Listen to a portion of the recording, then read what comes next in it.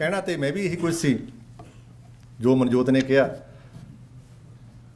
लेकिन मनजोत तो काफ़ी शब्द बोल गया, मेरे को कोई शब्द नहीं कि मैं थोड़ा किहड़े शब्दां नाल शुक्रिया अदा करा कि जिन्नी तादाद दे विच तुसीं बगैर किसी अखबार के इश्तिहार के जां कोई होर इश्तिहारबाजी तो बगैर एक निक्के ਜਿਹੇ सदे के उपर इन्नी वड्डी गिणती के पहुँचे हो।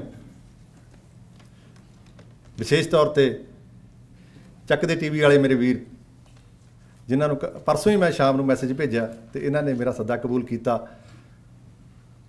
हरचरण सिंह जी परहार, जसजीत सिंह जी धामी तो होर पंजाबी मीडिया दीयां शख्सियतां जिहड़ियां इत्थे पहुंचियां ने, मैं सारिਆਂ ਦਾ शुक्रगुजार हाँ।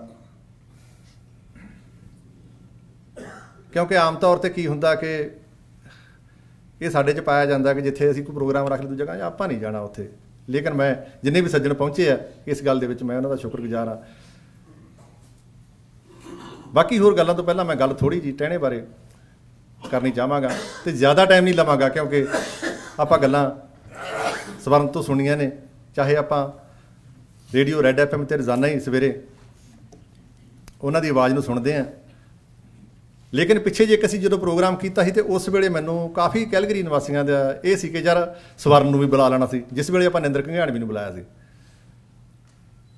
उस तो बाद फिर इन्हां नाल असीं संपर्क बनाया तो जिस वेले गलबात हुई तो इन्हां नूं असीं स्पॉन्सर भेजी तो वीज़ा इन्हां दा हो गया। लेकिन शॉर्ट टाइम से असीं वड्डा हाल का प्रबंध नहीं कर सके इन्ने टाइम दे विच, इसे करके सानूं इस छोटे हाल दे विच ही अज वड्डे दिल दे नाल गुजारा करना पैना।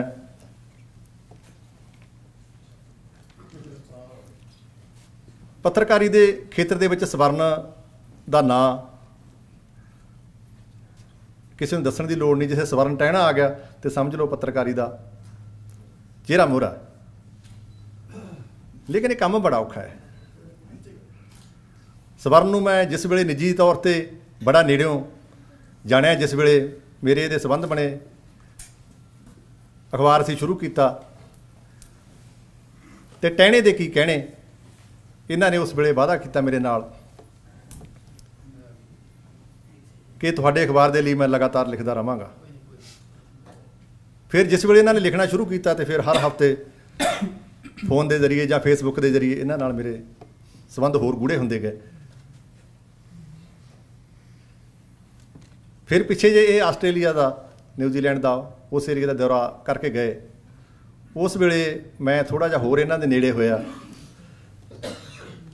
तो मैनूं इन्हां बारे होर जानकारी मिली। लेकिन जदों फिर मैं आह प्रोग्राम लीक लिया इन्हां नूं इत्थे सद्दण दा, तो लेकिन मैं फिर बिल्कुल ही इन्हां दे नेड़े पहुँच गया। वीज़ा हो गया। वीज़ा होने तो बाद तो मैं इन्हूं कहा भी जल्दी आ जा यार, है ना, कि प्रोग्राम हुण वैदर ठीक है, मौसम भी सर्दियों के मुश्किल हो जाता। लेकिन इसने 2-3 वीक इस तरह करते कराउंदे ने इधर उधर कर दिते। फिर मैं थोड़ा जिहा होर नेड़े होया ये गल्लां बातां दे विच कि यार समस्या की है। सब तो वड्डी जिहड़ी पत्रकार नूं ना आर्थिक समस्या मारदी है, पत्रकार नूं हल्लाशेरी सब तो वध मिलती है। वो कोई भी खबर छापदा, कोई भी काम करदा, कोई लेख लिखदा, ਚੱਕ ਦੇ ਸ਼ੇਰਾ ਫੱਟੇ ਅਸੀਂ ਤੇਰੇ ਨਾਲ ਆ, ਕੀ ਪਾਉਣ ਪਿਕ ਅਪ, ਇਹੋ ਜਿਹੇ ਇੰਗਲਿਸ਼ ਦੇ ਸ਼ਬਦ ਵੀ ਜਿਹੜੇ ਆਉਂਦੇ ਆ। ਚੱਕਦੇ ਤੇ ਬਹੁਤ ਹੋਈ ਜਾਂਦੇ ਆ, ਲੇਕਿਨ ਚੱਕਦੇ ਪੱਤਰਕਾਰੀ ਦੇ ਖੇਤਰ ਦੇ ਵਿੱਚ ਬਹੁਤ ਘੱਟ ਹੁੰਦੀ ਹੈ। ਤੇ ਸਵਰਨ ਇਹੋ ਜਿਹੀਆਂ ਤੰਗੀਆਂ ਤੁਰਸ਼ੀਆਂ ਝੱਲਦਾ ਜਦੋਂ ਅਖੀਰ ਨੂੰ ਇਹ ਕਹਿੰਦਾ ਚੱਲ ਵੀ ਮੈਂ ਟਿਕਟ ਦਾ ਅਰੇਂਜਮੈਂਟ ਕਰ ਲਿਆ ਤੇ ਵੀ ਮੈਂ ਆ ਰਿਹਾ। फिर एक दिन मैनू फोन आ गया, कहना भाजी मौसम किहो जिहा, मैं कपड़े कुपड़े भी खरीदने हैं। डरदा बंदा कनेडा के मौसम का, आप जो जाके दस दिया कि ठंड ही नहीं पैंदी है। मैं कहा यार भी तू आ जा, कोई गल नहीं, भी तू कह रहा मैं फ्लाइट लैके आ जा, बाकी सब इत्थे देखांगे। मैं तेन एयरपोर्ट तो निघ च कढ़ लियावांगे। ये कहना भाई तुसीं इदां गल करदे जिवें मैं नानकी चलिया हुन्ना। वो निक्के हुंदिआं नूं ये हुंदा सी कि नानकी जावांगे तो नानी कपड़े जरूर दिंदी हुंदी सी। जिस वेले मैं इत्थे थोड़ा जिहा हिलचुल होई, लोकां 'च पता लग गया कि सवर्ण आ रहा, तो सवर्ण दे नानके भी लभ गए इत्थे। डॉक्टर जगदीश सिंह जी सरां उन्होंने मैनूं बड़े खुले दिल नाल कहा कि साडा दोहता आ रहा। ਤੇ ਅਸੀਂ ਬੜੇ ਬੜੇ ਦਿਲ ਨਾਲ ਉਹਨੂੰ ਜੀ ਆਇਆ ਕਹਾਂਗੇ। ਫਿਰ ਗੱਲ ਮਾਨ ਸਨਮਾਨ ਦੀ ਵੀ ਕਰਨੀ ਸੀ ਕਿ ਇਹਨਾਂ ਦਾ ਮਾਨ ਸਨਮਾਨ ਕਿਸ ਤਰ੍ਹਾਂ ਕੀਤਾ ਜਾਵੇ। ਉਸ ਤੋਂ ਪਹਿਲਾਂ ਲੇਕਿਨ ਮੈਂ ਦਰਸ਼ਨ ਸਿੰਘ ਸਿੱਧੂ ਦਾ ਵਿਸ਼ੇਸ਼ ਤੌਰ 'ਤੇ ਧੰਨਵਾਦ ਕਰਾਂਗਾ ਕਿ ਜਿਨ੍ਹਾਂ ਨੇ ਇਹਨਾਂ ਦਾ ਜਿਹੜਾ ਸਫ਼ਰ ਦਾ ਖਰਚਾ ਉਹ ਬੜੇ ਖੁੱਲ੍ਹੇ ਦਿਲ ਨਾਲ ਮੈਨੂੰ ਕਿਹਾ ਕਿ ਕੋਈ ਗੱਲ ਨਹੀਂ ਟਹਿਣੇ ਨੂੰ ਆਉਣ ਦੇ, ਉਹਦੇ ਵਿੱਚ ਮੈਂ ਯੋਗਦਾਨ ਪਾਵਾਂਗਾ। ਸੋ ਇੱਕ ਵਾਰ ਪਲੀਜ਼ ਤਾੜੀਆਂ ਦਰਸ਼ਨ ਸਿੰਘ ਸਿੱਧੂ ਦੇ ਨਾਂ 'ਤੇ। ਸਾਨੂੰ ਇਹੋ ਜਿਹੇ ਸਪਾਂਸਰ ਵੀਰਾਂ ਦੀ ਲੋੜ ਹੈ। ਲੇਕਿਨ ਗੱਲ ਇੱਥੇ ਨਹੀਂ ਨਿਬੜੀ। ਫਿਰ ਜਦੋਂ ਸਨਮਾਨ ਦੀ ਗੱਲ ਚੱਲੀ ਤੇ ਕਿ ਸਨਮਾਨ ਕਿੱਦਾਂ ਕੀਤਾ ਜਾਵੇ, ਟਹਿਣਾ ਪਹੁੰਚ ਚੁੱਕਿਆ ਸੀ ਟੋਰਾਂਟੋ, ਤੇ ਉਹਨਾਂ ਦਿਨਾਂ ਦੇ ਵਿੱਚ ਹੀ ਟਹਿਣੇ ਦਾ ਇੱਕ ਬਹੁਤ ਵੱਡਾ ਸਨਮਾਨ ਹੋਇਆ ਉੱਥੇ। ਤੇ ਮੇਰਾ ਖਿਆਲ ਹੈ ਵੀ 3 ਫੁੱਟ ਲੰਬੀ ਉਹ ਸ਼ੀਲਡ ਹੋਣੀ ਆ, ਵੱਡੀ ਉੱਚੀ ਕੱਦਾਵਰ, ਜਿਹੜੀ ਦੇ ਨਾਲ ਟਹਿਣੇ ਦਾ ਸਨਮਾਨ ਕੀਤਾ ਗਿਆ। ਮਾਣ ਬਹੁਤ ਵੱਡਾ ਹੁੰਦਾ, ਜਿਹੜੇ ਉੱਤੇ ਸ਼ਬਦ ਉਕਰੇ ਹੁੰਦੇ ਆ, ਬਹੁਤ ਕੀਮਤ ਹੁੰਦੀ ਆ ਉਹਨਾਂ ਦੀ। ਲੇਕਿਨ ਜਦੋਂ ਅਸੀਂ ਉਸ ਚੀਜ਼ ਨੂੰ ਦੇਖਿਆ ਕਿ ਟਹਿਣੇ ਨੇ ਇੱਧਰ ਨੂੰ ਆਉਣਾ ਸੀ ਤਾਂ ਵੈਸਟ ਜੈਟ ਵਾਲੇ $25 ਐਕਸਟਰਾ ਲੈਂਦੇ ਆ ਇੱਕ ਬੈਗ ਦੇ। ਕਈ ਵਾਰੀ ਸਨਮਾਨ ਵੀ ਮਹਿੰਗਾ ਪੈਂਦਾ।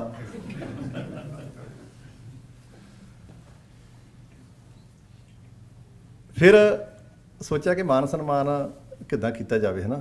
ਮੈਂ ਵੀ ਦਜੇਤੀ 'ਚ ਪੈ ਗਿਆ ਕਿ ਯਾਰ ਇਹ ਵਿਚਾਰਾ ਉੱਥੇ ਇਹਨੂੰ ਐਡਾ ਵੱਡਾ ਸਨਮਾਨ ਦਿੱਤਾ ਅਤੇ ਇਹ ਤਾਂ ਇਹਦੇ ਵਾਸਤੇ ਸਮੱਸਿਆ ਖੜੀ ਹੋ ਗਈ। ਅਤੇ ਹੁਣ ਮੇਰੇ ਕੋਲ ਸ਼ਬਦ ਨਹੀਂ ਉਸ ਸ਼ਖਸੀਅਤ ਵਾਸਤੇ। ਰੇਸ਼ਮ ਸਿੰਘ ਜੀ ਸਿੱਧੂ ਚੂੜ ਚੱਕ ਵਾਲੇ, ਇਹਨਾਂ ਨੇ ਮੈਨੂੰ, ਮੈਂ ਨਹੀਂ ਇਹਨਾਂ ਨੂੰ ਕਿਹਾ, ਇਹਨਾਂ ਨੇ ਮੈਨੂੰ ਆਪ ਅਪਰੋਚ ਕੀਤੀ ਕਿ ਯਾਰ ਮੈਨੂੰ ਪਤਾ ਲੱਗਿਆ ਟਹਿਣਾ ਤੇਰੇ ਕੋਲ ਆ ਰਿਹਾ, ਕਦੋਂ ਆਉਣਾ। ਮੈਂ ਕਿਹਾ ਵੀ ਬਸ ਆਇਆ ਲੈ, ਹੁਣ ਤਾਂ ਬਸ ਵੀ ਟਿਕਟ ਉਹਦੀ ਬਣ ਗਈ ਅਤੇ ਇਸ ਤਰੀਕ ਨੂੰ ਪਹੁੰਚ ਜਾਣਾ। ਇਹ ਕਹਿੰਦਾ ਵੀ ਆਪਾਂ ਗੋਲਡ ਮੈਡਲ ਦੇਣਾ ਉਹਨੂੰ, ਗੋਲਡ ਮੈਡਲ ਨਾਲ ਸਨਮਾਨਿਤ ਕਰਨਾ, ਅਤੇ ਉਹ ਸਪੋਂਸਰ ਮੈਂ ਕਰੂੰ।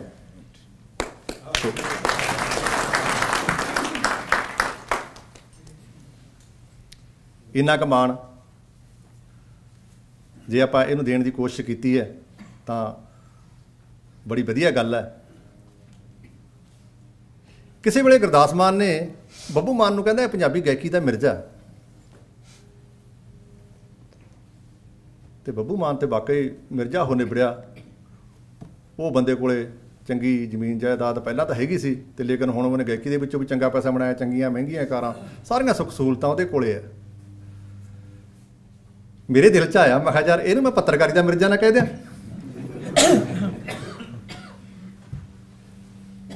ਫਿਰ ਮੈਂ ਸੋਚਿਆ ਯਾਰ ਮਿਰਜ਼ਾ ਤਾਂ ਉਹਨੂੰ ਖਿਤਾਬ ਤਾਂ ਦੇ ਦਿਆਂਗੇ, ਅਤੇ ਪਰ ਵਿਚਾਰੇ ਦੀ ਬੱਕੀ ਮਾੜੀ ਆ। ਹੁਣ ਇੱਥੇ ਆਪਾਂ ਬੜੀ ਹੱਲਾਸ਼ੇਰੀ ਦੇਣਾ ਕਿ ਚੱਕ ਦੇ ਟਹਿਣਿਆ, ਤੇਰੇ ਨਾਲ ਉਹਦਾ ਦਲੇਰ ਬੰਦਾ ਹੀ ਨਹੀਂ ਕੋਈ। ਤੂੰ ਕਾਂਗਰਸੀਆਂ ਦੇ ਪਾਜ ਖੋਲ੍ਹਦਾ, ਤੂੰ ਅਕਾਲੀਆਂ ਦੇ ਪਾਜ ਖੋਲ੍ਹਦਾ। ਲੇਕਿਨ ਮੈਨੂੰ ਡਰ ਲੱਗਦਾ ਵੀ ਸੜਕ 'ਤੇ ਪੈਦਲ ਤੁਰੇ ਜਾਂਦੇ ਨੂੰ ਵਿਚਾਰੇ ਨੂੰ ਕਿਤੇ ਕੋਈ ਘੋਨਾ ਮੋਨਾ ਜਥੇਦਾਰ ਫੇਟ ਨਾ ਮਾਰ ਜੇ। ਫਿਰ ਇਹ ਮਿਰਜ਼ੇ ਦਾ ਕੀ ਬਣੂ, ਇਹਨੇ ਤਾਂ ਕਿਵੇਂ ਜੰਡ ਦੀ ਛਾਂ ਵੀ ਨਹੀਂ ਮੰਨਣੀ, ਉਸ ਤੋਂ ਪਹਿਲਾਂ ਹੀ ਮਾਰਿਆ ਜਾਣਾ। ਸੋ ਟਹਿਣਾ ਸਾਹਿਬ, ਤੁਸੀਂ ਸਾਡੇ ਸ਼ਹਿਰ ਦੇ ਵਿੱਚ ਆਏ ਹੋ।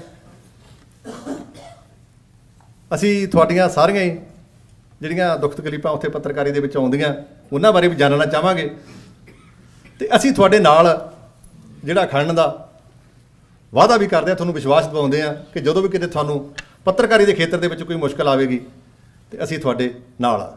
ਮਿਹਰਬਾਨੀ।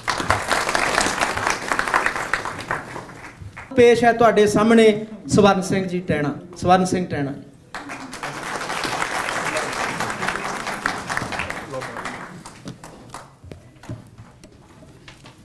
ਬਹੁਤ ਹੀ ਸਤਿਕਾਰਯੋਗ ਬਜ਼ੁਰਗੋ, ਪੰਜਾਬੀ ਅਖਬਾਰ ਦੀ ਸਮੁੱਚੀ ਟੀਮ, ਮੇਰੇ ਵੱਡੇ ਵੀਰ ਜਿਹੜੇ ਮੇਰੇ ਮਾਰਗਦਰਸ਼ਕ ਵੀ ਹੈ, ਰਿਸ਼ੀ ਨਾਗਰ। ਮੈਨੂੰ ਅਕਸਰ ਲੋਕ ਕਹਿੰਦੇ ਹੁੰਦੇ ਆ ਕਿ ਤੈਨੂੰ ਅਸੀਂ 2 ਗੱਲਾਂ ਕਰਕੇ ਜਾਣਦੇ ਆ, ਇੱਕ ਬੋਲਣ ਕਰਕੇ ਤੇ ਇੱਕ ਲਿਖਣ ਕਰਕੇ।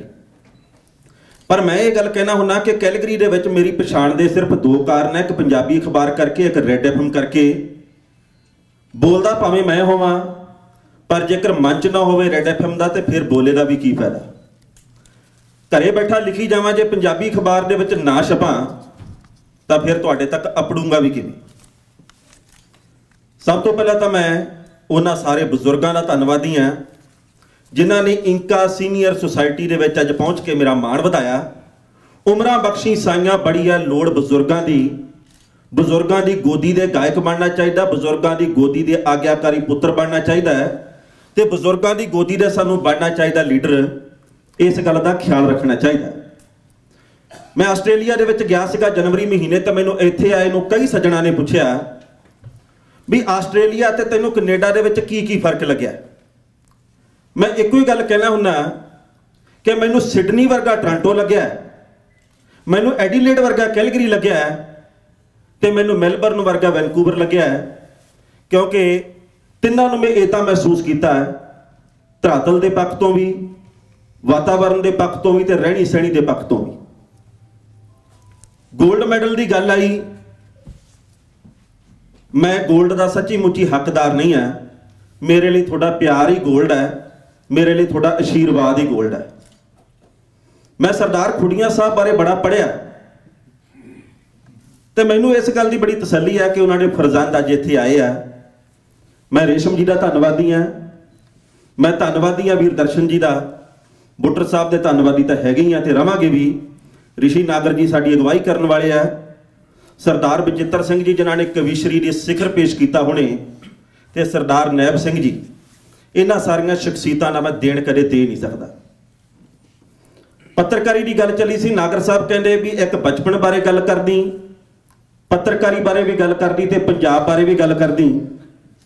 ਪਹਿਲਾਂ ਤਾਂ ਮੈਂ ਦੱਸਣਾ ਚਾਹੁੰਦਾ ਕਿ ਮੈਂ ਹਾਲੇ ਤੱਕ ਕਮਰਸ਼ੀਅਲ ਹੋ ਨਹੀਂ ਸਕਿਆ, ਇਹ ਮੇਰੀ ਆਪਣੀ ਸਮੱਸਿਆ, ਕਿਸੇ ਹੋਰ ਦੀ ਨਹੀਂ।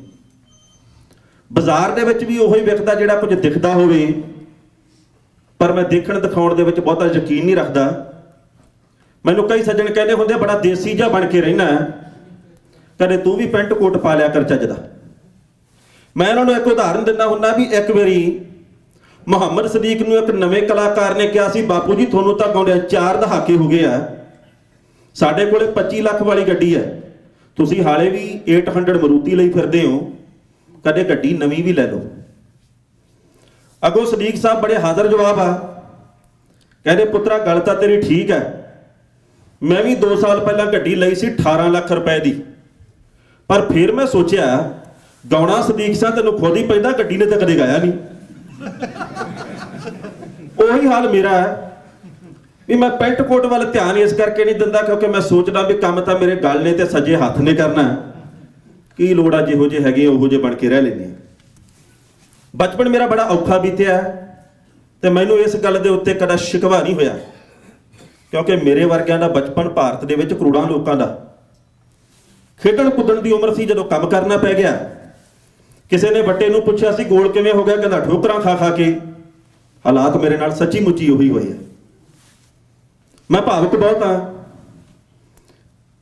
ਜਦੋਂ ਕੋਈ ਮੇਰੀ ਗੱਲ ਨਾ ਮੰਨੇ, ਮੇਰੀ ਫਰਿਆਦ ਦੇ ਉੱਤੇ ਕੋਈ ਗੌਰ ਨਾ ਕਰੇ, ਮੇਰੀ ਕਹਿਣੀ ਨੂੰ ਨਾ ਸਮਝੇ, ਮੇਰੀ ਭਾਵਨਾ ਨੂੰ ਦਰਕਿਨਾਰ ਕਰੇ, ਤਾਂ ਮੇਰੇ ਕੋਲ ਇੱਕੋ ਹੀ ਹਥਿਆਰ ਹੁੰਦਾ ਕਿ ਮੈਂ ਰੋ ਪਾਂ। ਮੈਂ ਟੋਰਾਂਟੋ ਦੇ ਵਿੱਚ ਇੱਕ ਸ਼ਖਸੀਅਤ ਨੂੰ ਮਿਲਣ ਆਇਆ ਸੀ। ਉਹ ਸ਼ਖਸੀਅਤ ਦੇ ਨਾਲ ਮੇਰਾ 2-2.5 ਸਾਲ ਪੁਰਾਣਾ ਨਾਤਾ ਹੈਗਾ। ਉਹਨੇ ਮੇਰੀ ਇੱਕ ਗੱਲ ਨਹੀਂ ਮੰਨੀ, 9 ਦਿਨ ਮੈਂ ਉੱਥੇ ਰਿਹਾ, 25 ਵਾਰ ਰੋਇਆ ਹੋਊਗਾ। ਪਤਾ ਨਹੀਂ ਇਹ ਕਦੋਂ ਸਿਲਸਿਲਾ ਬੰਦ ਹੋਣਾ ਹੈ, ਪਰ ਮੈਂ ਧੰਨਵਾਦੀ ਹਾਂ ਟੋਰਾਂਟੋ ਵਾਸੀਆਂ ਦਾ, ਖਾਸ ਕਰਕੇ ਸਤਨਾਮ ਗਿੱਲ ਹੋਰਾਂ ਦਾ ਤੇ ਮਨਦੀਪ ਗਿੱਲ ਹੋਰਾਂ ਦਾ, ਜਿਨ੍ਹਾਂ ਨੇ ਮੇਰੇ ਵਰਗੇ ਅਣਜਾਣ ਬੰਦੇ ਨੂੰ ਉੱਥੇ ਰੱਖਿਆ ਘਰ ਦੇ ਵਿੱਚ ਇਦਾਂ ਵੀ ਜਿਵੇਂ ਮੈਂ ਉਹਨਾਂ ਦਾ ਪਰਿਵਾਰਕ ਮੈਂਬਰ ਹੋਵਾਂ। ਮੈਨੂੰ ਪਤਾ ਇੱਥੋਂ ਦੇ ਵਕਤ ਦੀ ਕੀਮਤ ਕੀ ਹੈ। ਇੱਕ ਮਿੰਟ ਨੂੰ ਡਾਲਰ ਦੇ ਨਾਲ ਜੋੜ ਕੇ ਦੇਖਿਆ ਜਾਂਦਾ ਹੈ, ਤੇ ਜਦੋਂ ਕੋਈ ਤੁਹਾਡੇ ਲਈ ਆਪਣੇ ਸਾਰੇ ਕੰਮ ਸਾਈਡ ਦੇ ਉੱਤੇ ਕਰ ਦੇਵੇ ਤੇ ਫਿਰ ਤੁਹਾਨੂੰ ਚੰਗਾ ਲੱਗਣਾ ਕੁਦਰਤੀ ਹੈ। ਮੈਨੂੰ ਹੁਣ ਵੀ ਦੁੱਖ ਹੋਈ ਜਾਂਦਾ ਹੈ ਵੀ ਹਾਲ ਦੇ ਵਿੱਚ ਤੁਸੀਂ ਬਹੁਤ ਵੱਡੀ ਗਿਣਤੀ ਦੇ ਵਿੱਚ ਖੜੇ ਵੀ ਹੋ। ਮੈਂ ਕੋਈ ਕਲਾਕਾਰ ਤੂੰਬੀ ਵਾਲਾ ਨਹੀਂ ਹੈ ਕਿ ਤੁਹਾਡਾ ਮਨੋਰੰਜਨ ਕਰਾਂ, ਤੁਸੀਂ ਮੇਰੇ ਸ਼ਬਦਾਂ ਦੀ ਸਾਂਝ ਦੇ ਆੜੀ ਹੋ, ਮੈਂ ਤੁਹਾਡਾ ਧੰਨਵਾਦੀ ਹਾਂ। ਬਚਪਨ ਦੀ ਗੱਲ ਮੈਂ ਕਰਾਂ, 9ਵੀਂ ਕਲਾਸ ਦੇ ਵਿੱਚ ਸੀ ਜਦੋਂ ਮੈਂ ਮਜ਼ਦੂਰੀ ਕੀਤੀ ਸੀ। ਮਾਪੇ ਕਹਿੰਦੇ ਸੀ ਵੀ ਹੁਣ ਤੈਨੂੰ ਪੜਾਉਣਾ ਸਾਡੇ ਵੱਸ ਦੀ ਗੱਲ ਨਹੀਂ ਹੈ। ਮੈਨੂੰ ਪੜ੍ਹਨ ਦੇ ਨਾਲ ਇਸ਼ਕ ਸੀਗਾ, ਪਰ ਇਹ ਇਸ਼ਕ ਪਕਾਉਣਾ ਬੜਾ ਔਖਾ ਸੀ। ਗਾਈਡਾਂ ਲਈ ਪੈਸੇ ਹੈ ਨਹੀਂ ਸੀ, ਤਾਂ ਮੈਨੂੰ ਇਦਾਂ ਜਾਪਿਆ ਵੀ ਜੇ ਪੜ੍ਹਾਈ ਅੱਜ ਛੱਡਤੀ ਤਾਂ ਸਵਰਨ ਸਿੰਘ ਜਾਂ ਤੂੰ ਕਿਸੇ ਫੈਕਟਰੀ ਦੇ ਵਿੱਚ ਲੱਗਾ ਹੋਵੇਗਾ, ਜਾਂ ਤੂੰ ਕਿਸੇ ਕਿਤਾਬਾਂ ਵਾਲੀ ਦੁਕਾਨ ਤੇ ਲੱਗਾ ਹੋਵੇਗਾ, ਜਾਂ ਕਿਸੇ ਵਰਕਸ਼ਾਪ 'ਚ ਲੱਗਾ ਹੋਵੇਗਾ। ਤੇ ਜੇ ਮੈਂ ਸੱਚੀ ਉੱਥੇ ਲੱਗ ਜਾਂਦਾ ਉਦੋਂ ਤਾਂ ਫਿਰ ਮੈਂ ਅੱਜ ਤੁਹਾਡੇ ਕੋਲੇ ਆਉਣਾ ਬਿਲਕੁਲ ਨਹੀਂ ਸੀ। ਸਾਡੇ ਪਿੰਡ ਦੇ ਵਿੱਚ ਸਰਕਾਰੀ ਗ੍ਰਾਂਟ ਆਈ ਸੀ ਸੜਕਾਂ ਬਣਾਉਣੀਆਂ ਸੀ, ਉਦੋਂ ਕੱਚੀ ਗਲੀ ਨੂੰ ਪੱਕੀ ਕਰਨਾ ਸੀ। ਠੇਕੇਦਾਰ ਸੀਗਾ ਮਿਲਖਾ ਸਿੰਘ। ਮੈਂ ਸਵੇਰੇ ਸਵੇਰੇ ਉਹਦੇ ਘਰੇ ਚਲਾ ਗਿਆ। ਮੇਰਾ ਕੱਦ ਤਾਂ BA ਦੇ ਵਿੱਚ ਹੀ ਨਿਕਲਿਆ। ਪਹਿਲਾਂ ਮੈਂ ਬੜਾ ਨਿਕੜਾ ਜਿਹਾ ਹੁੰਦਾ ਸੀ। 10ਵੀਂ ਤੱਕ ਮੇਰਾ 12ਵੀਂ ਤੱਕ ਕੱਦ ਵੀ ਹੈ ਨਹੀਂ ਸੀ। ਮੈਂ ਜਾ ਕੇ ਹੱਥ ਜੋੜੇ ਉਹਦੇ ਮੂਹਰੇ। ਮੈਂ ਕਿਹਾ ਵੀ ਬੇਨਤੀ ਮੇਰੀ ਇਹ ਹੈ ਕਿ ਮੈਨੂੰ ਕੰਮ ਤੇ ਰੱਖ ਲਾ। ਕਹਿੰਦਾ 2 ਇੱਟਾਂ ਤੂੰ ਚੱਕ ਨਹੀਂ ਸਕਣਾ, ਤੈਨੂੰ ਹੀ ਕਰਨਾ ਰੱਖ ਕੇ। ਮੈਂ ਕਿਹਾ ਇੱਟਾਂ ਭਾਵੇਂ ਮੈਂ 2 ਚੱਕਾਂ, ਭਾਵੇਂ 2.5 ਚੱਕਾਂ, ਭਾਵੇਂ 1.5 ਚੱਕਾਂ, ਮੈਨੂੰ ਕੰਮ ਦੀ ਲੋੜ ਆ। ਪਹਿਲੇ ਦਿਨ ਤਾਂ ਉਹਨੇ ਮੈਨੂੰ ਭਜਾਤਾ ਸੀ। ਫਿਰ ਅਗਲੇ ਦਿਨ ਮੇਰੀ ਬੇਨਤੀ ਮੰਨ ਵੀ ਲਈ ਸੀ। 20 ਰੁਪਏ ਉਹਨੇ ਮੈਨੂੰ ਦਿਹਾੜੀ ਤੇ ਦੇਣੇ ਸੀ। 4 ਦਿਹਾੜੀਆਂ ਮੈਂ ਲਾਈਆਂ ਸੀ। 60 ਰੁਪਏ ਉਹਨੇ ਮੈਨੂੰ ਦਿੱਤੇ ਸੀ। 20 ਰੁਪਏ ਉਹ ਵੀ ਮੁੱਕਰ ਗਿਆ ਸੀ। ਤੇ ਬਾਅਦ ਦੇ ਵਿੱਚ ਮੈਂ ਗਾਈਡਾਂ ਲਿਆਂਦੀਆਂ ਸੀ ਤੇ ਪੜ੍ਹਾਈ ਆਪਣੀ ਸ਼ੁਰੂ ਕਰਤੀ ਸੀ। 11ਵੀਂ ਵੇਲੇ ਉਹੀ ਸਮੱਸਿਆ, BA ਵੇਲੇ ਫਿਰ ਉਹੀ ਸਮੱਸਿਆ। ਬਾਪ ਮੇਰੇ ਸਰਦਾਰ ਗੁਰਸੇਵਕ ਸਿੰਘ ਟਰੱਕ ਡਰਾਈਵਰ ਸੀ, ਜਿਨ੍ਹਾਂ ਨੇ ਬਹੁਤ ਘਾਲਣਾ ਕਾਲੀ ਮੈਨੂੰ ਪੜ੍ਹਾਉਣ ਲਈ। ਮੈਂ ਅਕਸਰ ਭਾਵੁਕ ਹੋ ਜਾਂਦਾ ਉਹਨਾਂ ਦਾ ਜ਼ਿਕਰ ਕਰਦਿਆਂ। ਉਹ 2 ਮਹੀਨੇ ਕੰਮ ਕਰਦੇ ਸੀ, 3 ਮਹੀਨੇ ਬਿਮਾਰ ਰਹਿੰਦੇ ਸੀ। ਤੇ ਫਿਰ ਮੈਨੂੰ ਹੌਲੀ ਹੌਲੀ ਪੱਤਰਕਾਰੀ ਦੀ ਝੇਟਕ ਵੀ ਲੱਗ ਗਈ। ਪੱਤਰਕਾਰੀ ਦੇ ਵਿੱਚ ਜੇ ਨਿਭਣਾ ਸੀ ਤਾਂ ਫਿਰ ਮੈਨੂੰ ਜਲੰਧਰ ਆਉਣਾ ਪੈਣਾ ਸੀ। ਜਲੰਧਰ ਸਾਡੇ ਨਾਨਕਿਆਂ ਜਾਂ ਦਾਦਕਿਆਂ ਦੇ ਵਿੱਚੋਂ ਕੋਈ ਨਹੀਂ ਸੀ ਆਇਆ। ਮੋਗਾ ਵੀ ਨਹੀਂ ਕ੍ਰੋਸ ਕੀਤਾ ਸੀ। ਜਲੰਧਰ ਪਹੁੰਚਣੀ ਤਾਂ ਦੂਰ ਦੀ ਗੱਲ ਹੈ। 85 ਰੁਪਏ ਮੇਰੀ ਜੇਬ ਦੇ ਵਿੱਚ ਸੀ। 3 ਦਿਨ ਮੈਂ ਰੋਟੀ ਇਸ ਕਰਕੇ ਨਹੀਂ ਖਾਧੀ ਵੀ ਮੈਨੂੰ 2200 ਰੁਪਏ ਮਹੀਨੇ ਦੀ ਤਨਖਾਹ ਮਿਲਣੀ ਹੈ ਤਾਂ ਉਦੋਂ ਮਿਲੂ ਜਦੋਂ 30 ਦਿਨ ਪੂਰੇ ਹੋ ਜਾਣਗੇ। ਉਸ ਤੋਂ ਪਹਿਲਾਂ ਕੀ ਕਰਨਾ। ਫਿਰ ਕਈਆਂ ਨੇ ਮੈਨੂੰ ਰੋਟੀ ਵੀ ਦਿੱਤੀ ਸੀ। ਮੈਂ ਫੁੱਟਪਾਥ ਤੇ ਵੀ ਸੁੱਤਾ, ਅਖਬਾਰ ਦੀ ਮੇਜ਼ ਦੇ ਉੱਤੇ ਵੀ ਸੁੱਤਾ 2.5 ਸਾਲ। ਹੌਲੀ ਹੌਲੀ ਹੌਲੀ ਹੌਲੀ ਸੰਘਰਸ਼ ਆ ਜਿਹੜਾ ਉਹ ਜਾਰੀ ਰਿਹਾ। ਇੱਕ ਵੇਲਾ ਇਹੋ ਜਿਹਾ ਵੀ ਸੀ ਜਦੋਂ ਅਖਬਾਰਾਂ ਹੀ ਮੇਰਾ ਸਰਾਣਾ ਹੁੰਦੀਆਂ ਸੀ, ਅਖਬਾਰਾਂ ਹੀ ਮੇਰੀ ਚਾਦਰ ਹੁੰਦੀਆਂ ਸੀ ਤੇ ਅਖਬਾਰਾਂ ਹੀ ਮੇਰਾ ਗਦੈਲਾ ਹੁੰਦੀਆਂ ਸੀ। ਸਾਡੇ ਅਖਬਾਰ ਦੇ ਐਡੀਟਰ ਸਰਦਾਰ ਜਗਜੀਤ ਸਿੰਘ ਆਨੰਦ, ਜਿਨ੍ਹਾਂ ਦੀ ਮੈਂ ਸਾਰੀ ਉਮਰ ਕਦਰ ਕਰਦੇ ਰਹਿਣਾ, ਜਿਨ੍ਹਾਂ ਦੇ ਮੈਂ ਪੈਰਾਂ ਦੀ ਧੂੜ ਦੇ ਬਰਾਬਰ। ਇੱਕ ਵਾਰੀ ਉਹ ਆਏ ਸੀ ਰਾਤ ਨੂੰ ਮਸ਼ੀਨ ਮੈਨਾਂ ਨੂੰ ਚੈੱਕ ਕਰਨ। ਮੈਨੂੰ ਉਠਾ ਕੇ ਕਹਿੰਦੇ, ਉਹ ਟਹਿਣਿਆ ਉੱਠ ਮਾੜਾ ਜਾ। ਮੈਂ ਅੱਪੜ ਵਾਏ ਉੱਠਿਆ। ਮੈਂ ਕਿਹਾ ਗੱਲ ਕੀ ਹੋ ਗਈ ਬਾਪੂ ਜੀ?